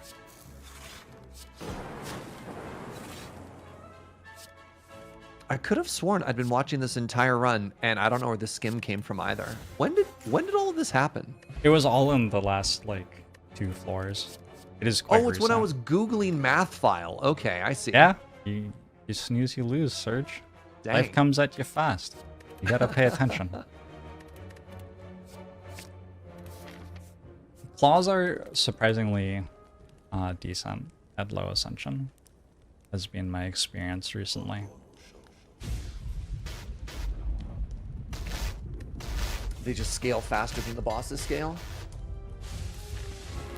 And turn 1s aren't quite as punishing. They're not good on turn 1. Claw is not the card that you want in your hand on turn 1, really. But, you have a bit more leeway to get going at the start of fights.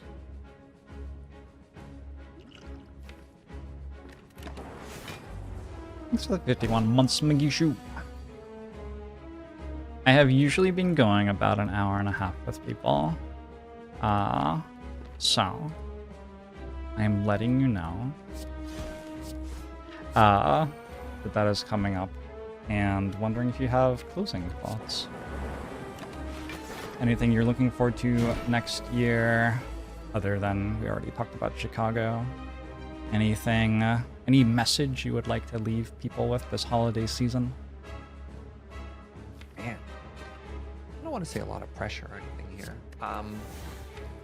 So one gaming-related W, which has been kind of fun, is I never actually finished the story at the beginning when we talked a little bit that my life got a little bit turned upside down. The TLDR is I went to move into a place, the place is not ready, and I'm indefinitely staying with my parents in my late 30s right now, with my girlfriend of 15 years living. You know, it's been fine. But one of the things that I put out into the world is like, hey, everything's already kind of weird. My schedule's kind of weird, and I'd love to have a routine. I would love to collaborate more. Mm-hmm. Now's no better time. I'm happy to travel. I'm happy to do whatever.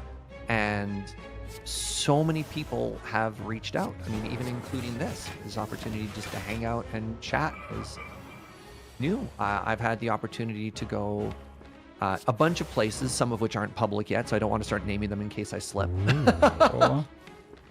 And that has been so cool. That I need to like take a step back for a second. I never intended to become a full-time content creator. It was never, I mean, I'm older than the generation of people who look at it aspirationally. It's something that I kind of fell backwards into, and I've been very lucky to get to do full time. And the opportunities that it has given me just continue to amaze and surprise me. It's very, very, very, very, very cool. Yeah. So yeah, if we're talking about gaming wins and stuff like that, this is one. This has been an amazing year. Next year looks like it's going to be even better. In a time of extreme turbulence and uncertainty in my life, things have been very, very good. Well, that's really cool.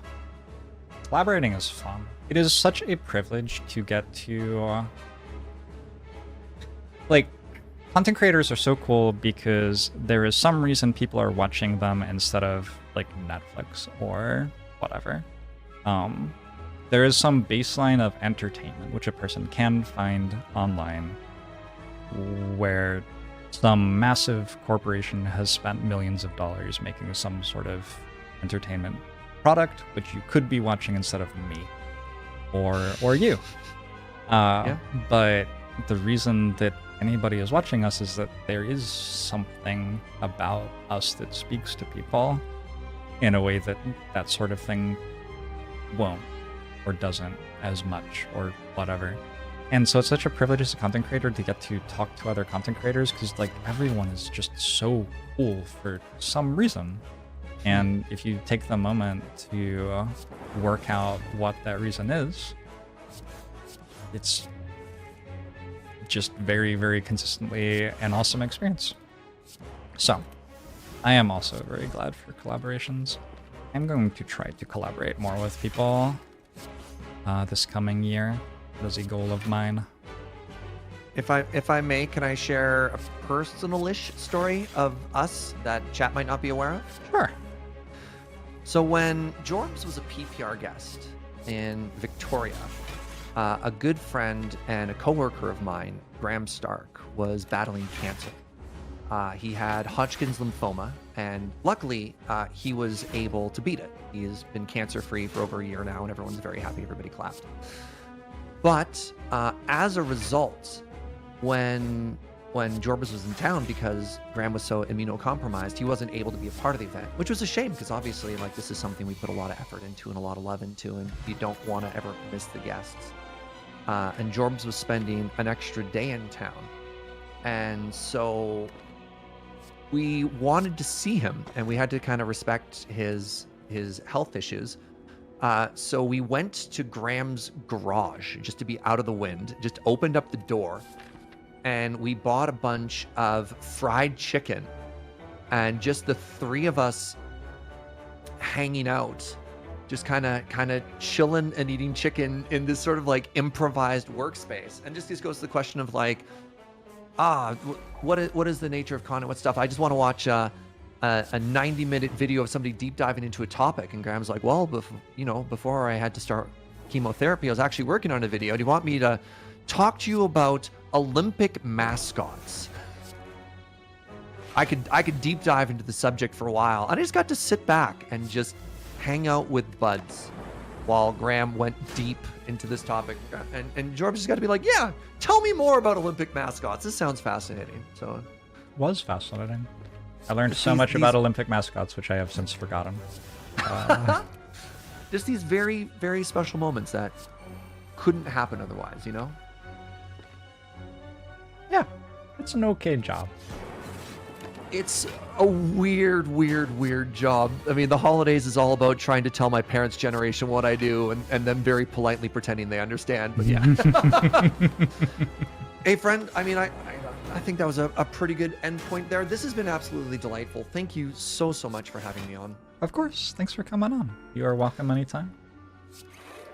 And congratulations on raising $6,500 for this excellent cause. I mean, I guess one more call out. Any more squat bits in the chat before I leave? I'm matching. Oh.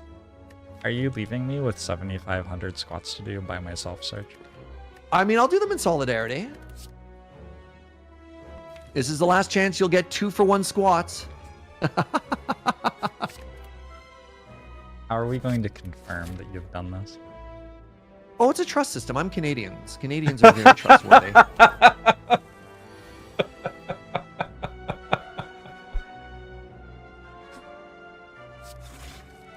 wonderful Canal Dig Canal. Our What's community this 2-for-1 is- squats? Well, I had donate. I had a friend reach out to me recently, and he asked me if we were to make content together, what would it look like? And I'm not sure, so I'm going to LA next week, and we're gonna grab a beer and talk about it. But I think we found out today what it would look like if you and I made content together, which is Canal Dig Canal. A lot of And canal solidarity dig, squats. a lot of Canal Dig Canal. I mean, we got the dono. How your legs feeling? I could do 12 more. Yeah?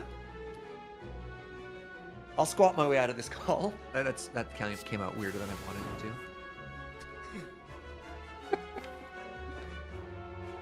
All I'm in right, position. chat. Holding my kettlebell.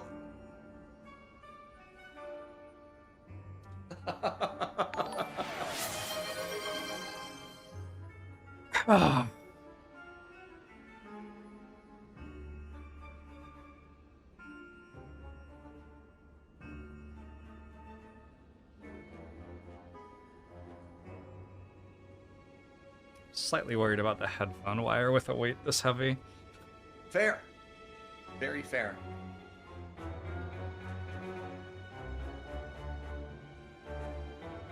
All right.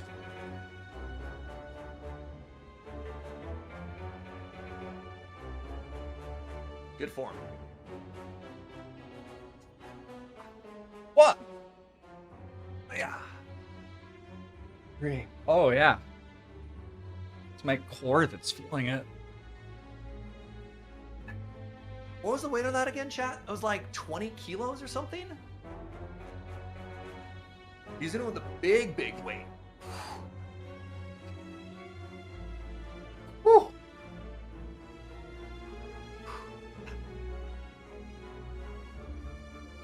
$24 kilos. That's 50 pounds. Oh.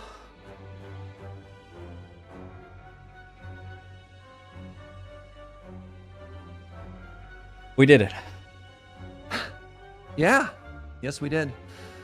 Jorbs, you're a delight. You Your too. community is a delight. This has been a delight. Thank you very, very much for having me. Thanks for being on. I will chat with you again sometime soon, I am sure. Absolutely. All right. Goodbye, everybody. You're all wonderful. Ciao.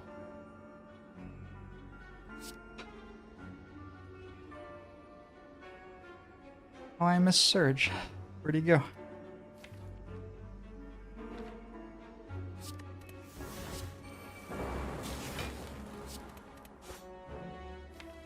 This actually worked.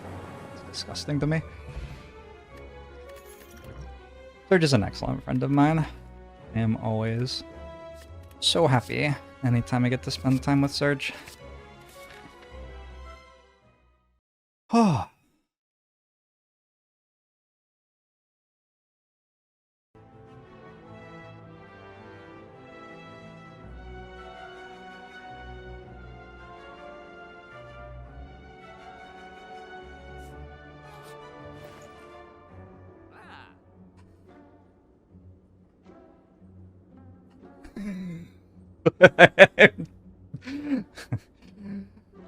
Tired.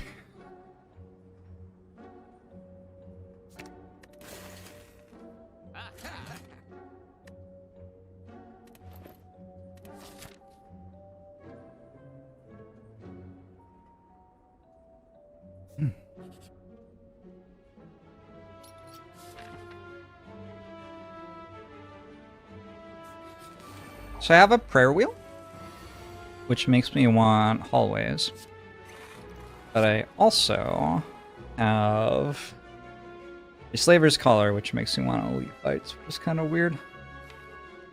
This deck is, it's okay. I could see this losing, though. Like, it's not the strongest deck that I have had. That's for sure.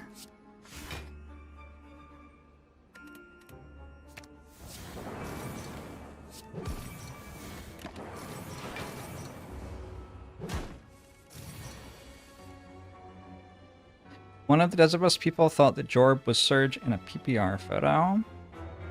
I could see it. We look a little similar. We also have like a semi-similar vibe. Last time I visited Serge took me to check into the hotel room, and the person assumed we were lovers, which was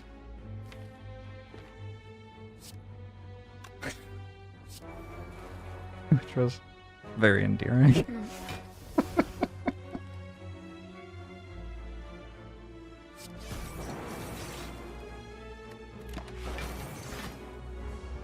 We go check AO3 for that Yoi. Yeah, I don't think that Yoi is made of me. But you could be the change that you want to see in the world.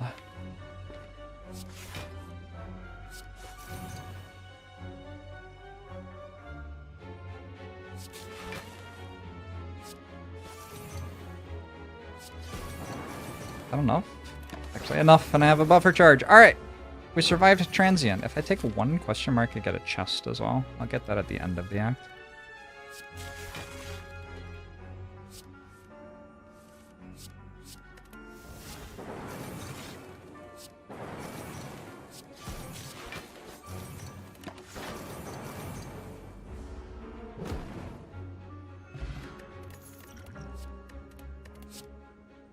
Serge is very much my okay, we're doing this friend. That is 100%. That is 100% the energy that Serge brings to, I think, anyone's life. Hologram gets a little bit better now that we have 4 energy for perhaps every fight in the rest of the run.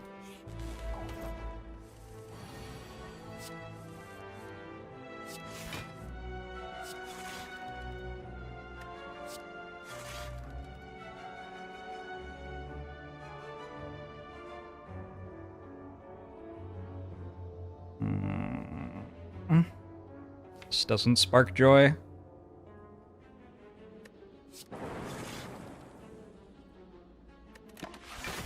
It's a nice potion belt. I can make a lot of strength very slowly. Maybe I should use one of those in this fight, actually.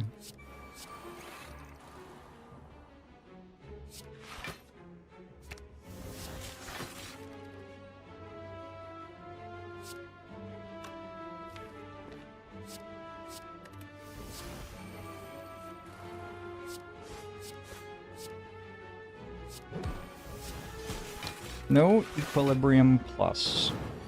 Yeah, maybe that was wrong.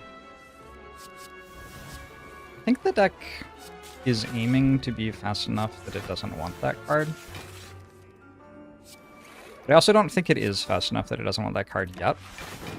Also, I was used to playing fights on 3 energy. Maybe if I had been playing fights on 4 energy, I would have taken it.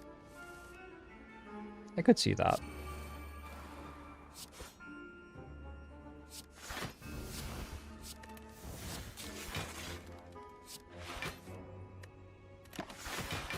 Old man Biff.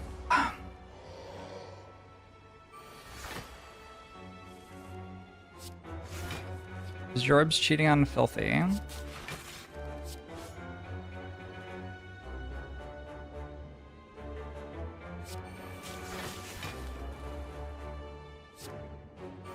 No spoilers.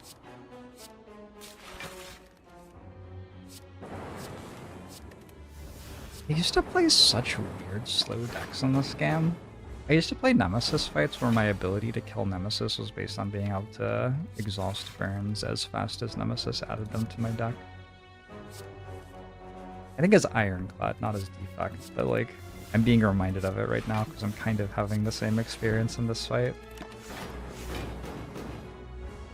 You remember when my runs took 3 hours for each character? Do you? I don't remember that. But it might have happened. I don't know. How do I feel about Ascension ramping? The game's harder at low difficulty than I expected it to be. Which has been good. I've been enjoying myself. Honestly, it doesn't really feel any different from playing at Ascension 20. Like, the things I can get away with are slightly different. It's mostly stuff being different at the start of the run. By the time that you're halfway into the run, like, everything's pretty same-ish. I guess there is only one boss instead of two. That's a pretty big difference. The potion belt being larger is a pretty big difference, too. Do I have enough cool-headeds to want a fission? I think I just want a fission, regardless of whether I have enough to justify it or not.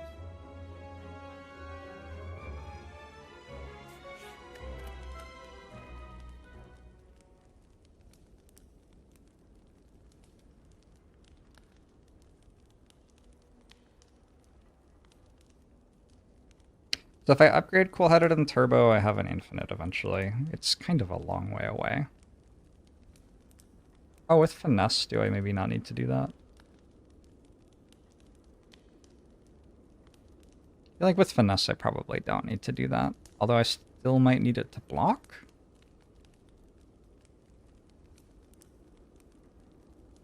It's time eater first anyway, so like, this doesn't matter that much for right now.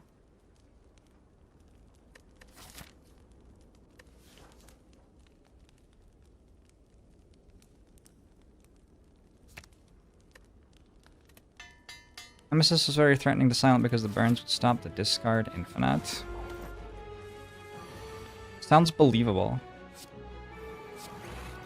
I can't say that I remember that, but it sounds believable.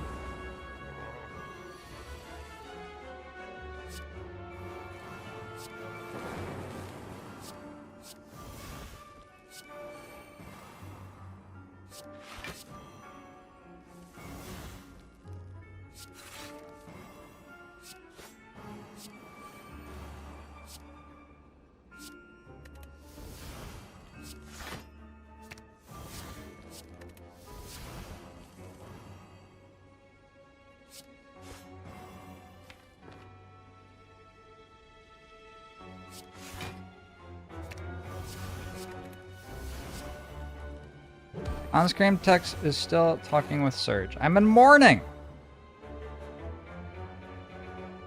I'm in mourning and you come to me. Demanding that I change? Can't believe it. Canal, dig, canal. One of the problems with doing this is it's given me all of these other things that I want to do on stream. Like, my goal was, I think it would be fun to play lots of Spire. I think it would be fun to chat with my friends while I did it. But then chatting with my friends made me want to do a bunch of other stuff, like build canals and Civ.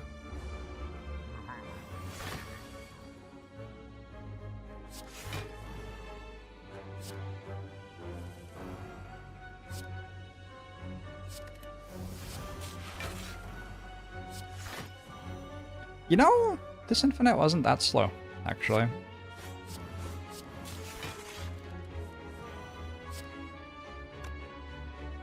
That was actually kind of legit. Canals would be good here.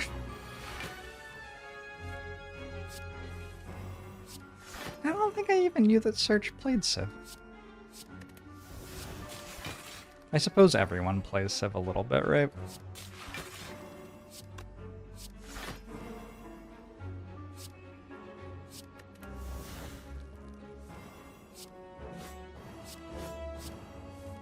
You've never played Civ, I don't...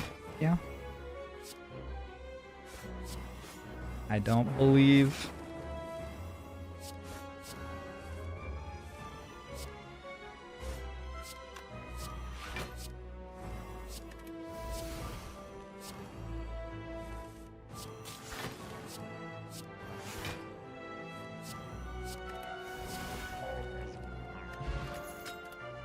Hurricane. Now my claws will really be good.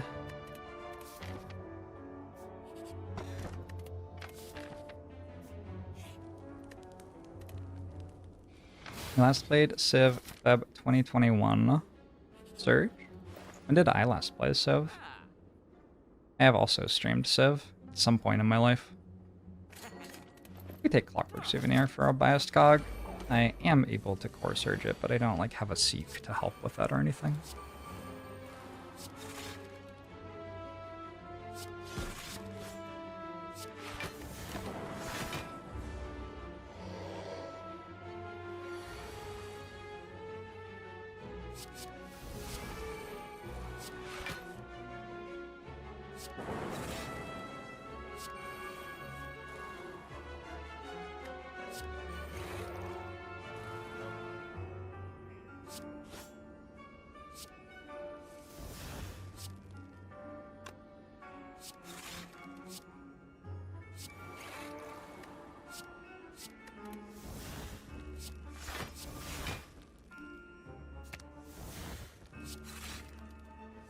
I bet I feel happy because I've been exercising. For fuck's sake.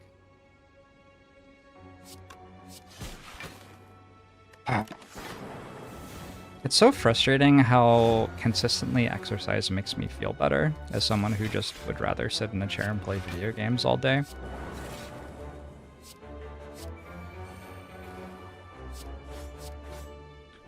How much do I value the efficient upgrade? Very little.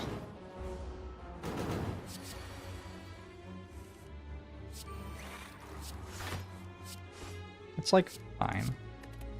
The thing that it usually solves isn't usually a problem at this point in the game, though.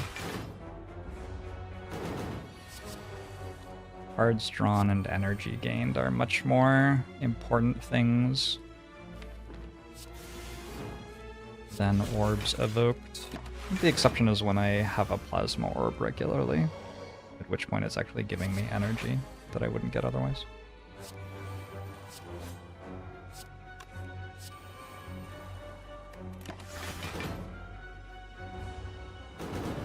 You get to exercise, and Jorbs gets to sit in his chair and play video games. Nice.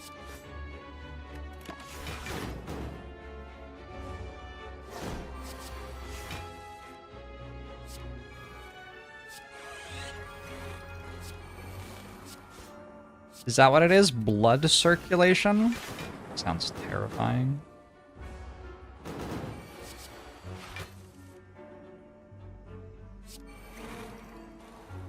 It doesn't sound safe, that's for sure.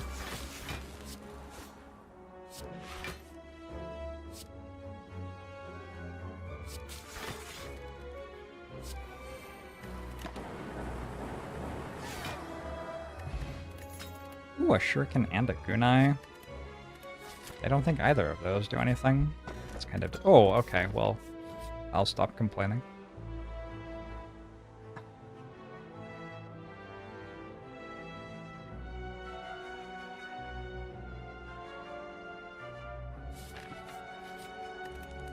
Why do you use both of these cultist potions against Time Eater, I think?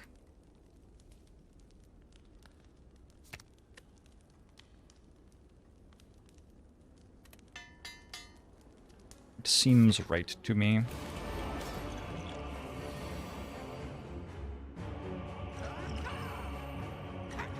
I do get the turn 1 biased cog. That's nice.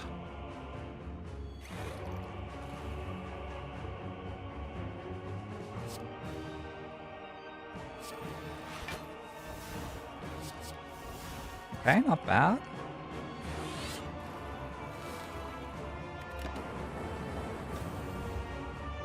What about a saddle chair? Is it like a chair that makes you work out while you sit on it? I have one of those. I hate it. I don't use it ever.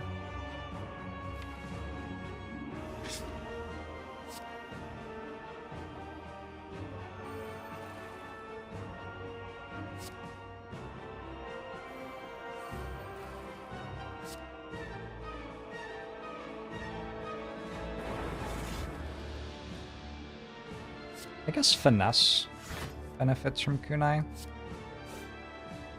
It's not nothing.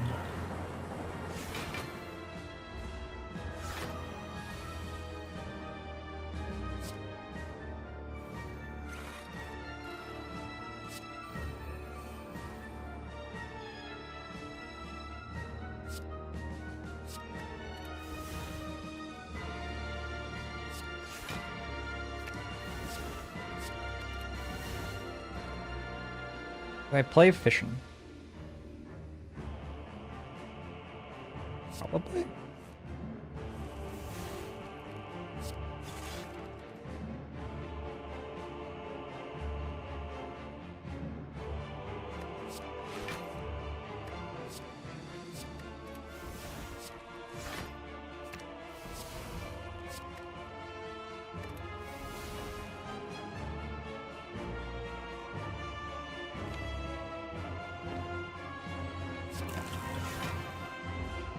You think this deck might be able to win? I think so too.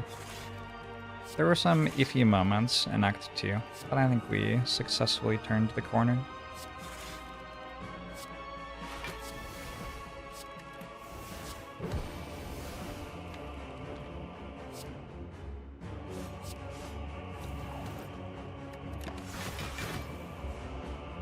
I forgot I was gaining 2 strength per turn. That's certainly a decision that I made.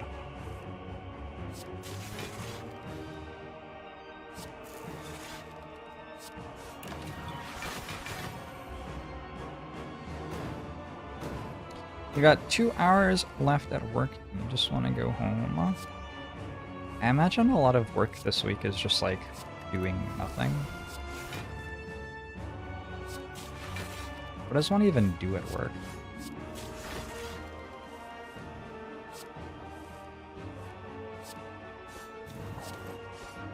Took me 2 potions to mimic the power of a single claw. Yeah, but I did mimic the power of a single claw. Hey Nenko, how are you? Fancy seeing you here.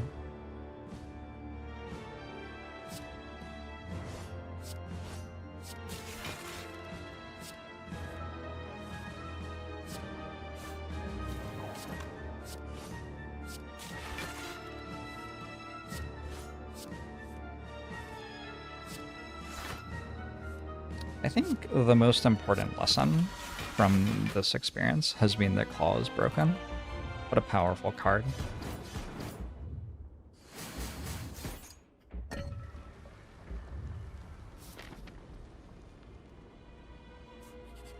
I wonder if at higher difficulty you have to like go all the way into the infinite more often. I think this might actually be an okay spot for a efficient upgrade, actually.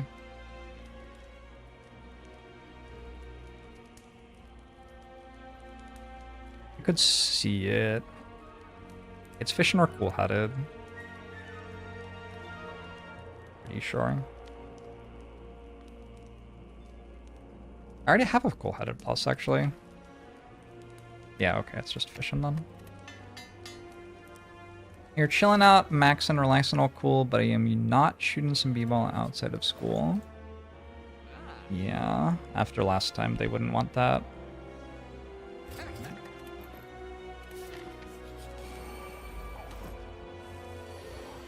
Ascension 20 is only about Claw and Rebound.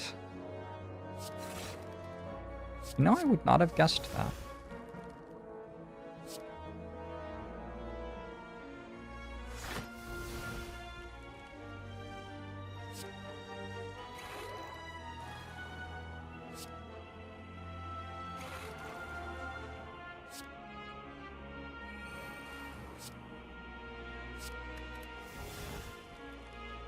$29 block.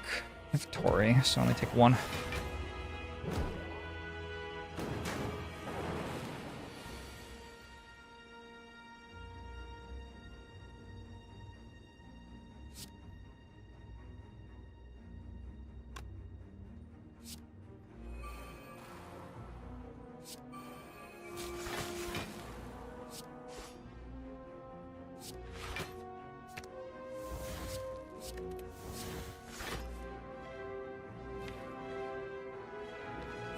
I guess if I don't hit Skim, this entire line was kind of silly.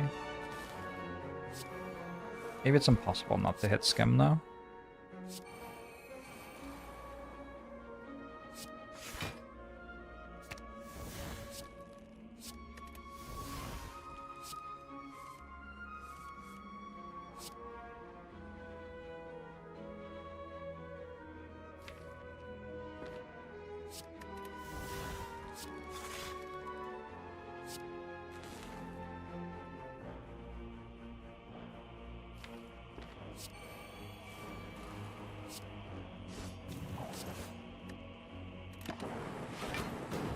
The deck is performing. That turn was like so indicative of what the efficient upgrade is though. Like I got an extra 30 AoE damage out of it, and then I took no damage because I wasn't ever going to take damage because I drew an extra 3 cards and had an extra 3 energy that turn, so how could I possibly take damage? So generally, I would rather have an upgrade that is, you know, making me not take damage when I would have taken damage, instead of having an upgrade which like does a little bit of extra stuff on a turn where I was completely fine anyway.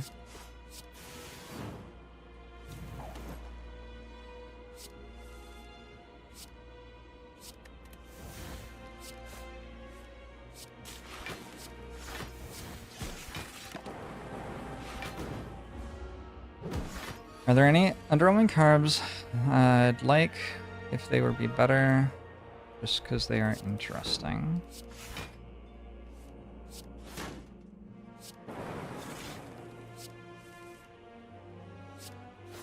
I think a lot of the underwhelming cards are interesting because they're bad.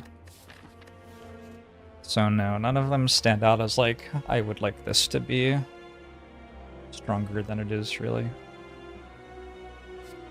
Your favorite part of the fight was when I yelled, "It's Jorbin time," and then jorbed all over them until they politely conceded a defeat. I remember that. That was just now, right? Yeah, that was pretty fun for me, too. You want Ritual Dagger to be better? I feel like Ritual Dagger's already pretty good. I think it's like fine.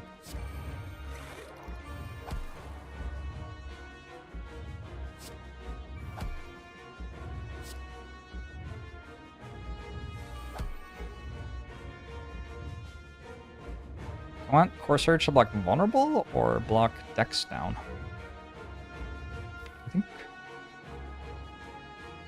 I think I don't have much Dex. Oh, I have Finesse. Okay.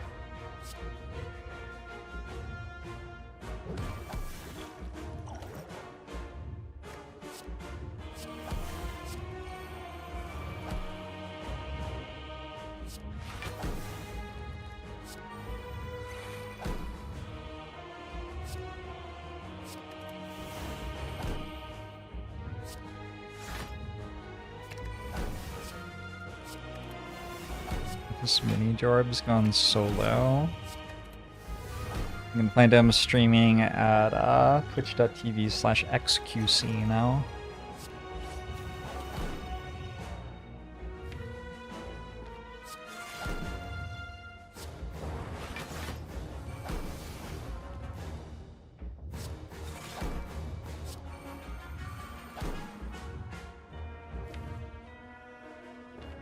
I'd kind of like to make a new draw pile before I have 5 statuses on my deck. Like so.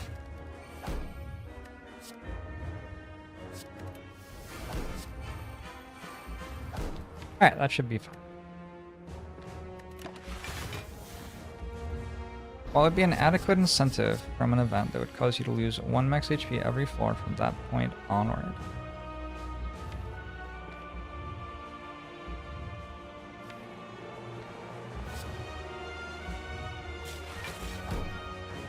It seems similar to how much HP you lose from the Apparitions event.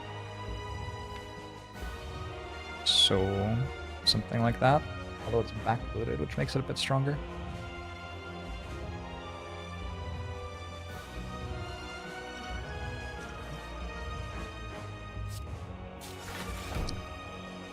The Efficient upgrade pretty much won the fight.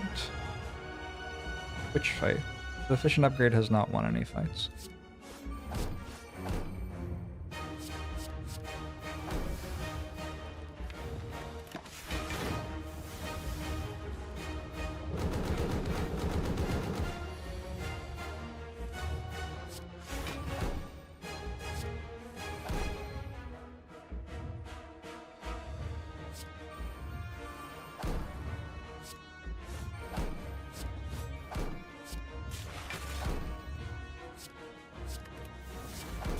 It dealt 30 AoE damage.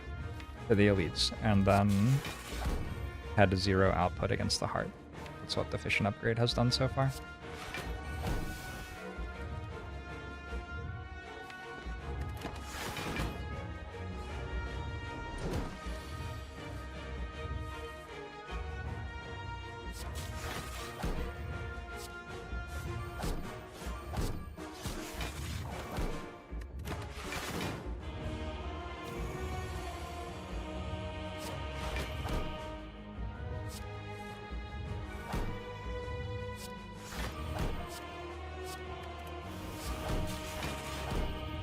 Look at all these delicious copies of Bullheaded. Wow. Wait, where is Skim? What? What? Is the heart a 4-chambered heart? I don't know. I don't know that much about the anatomy of building hearts.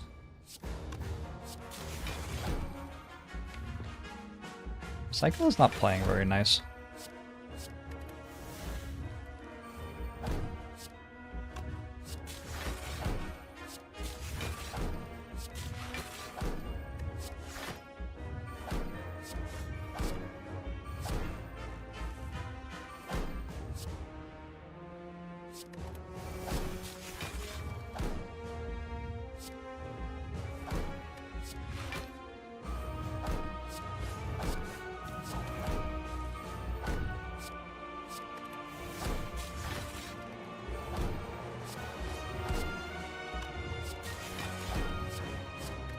This is winning the fight.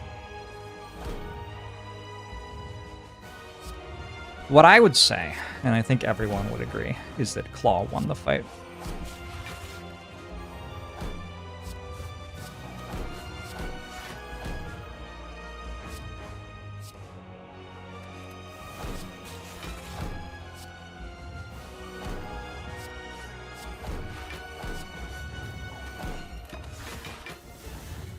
Has Claw ever not won a fight?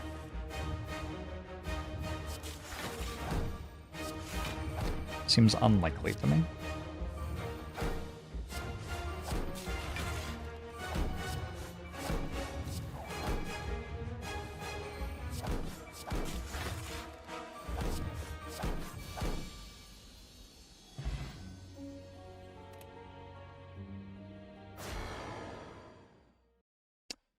The count is not max ascension. You have to do 80 runs minimum to reach max ascension. That is a lot of runs of Slay the Spire. Especially if you win all or most of them, because it takes longer when you win.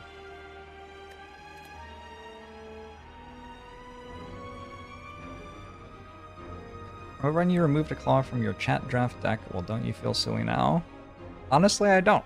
I feel pretty comfortable with my decision. Don't feel bad about it at all.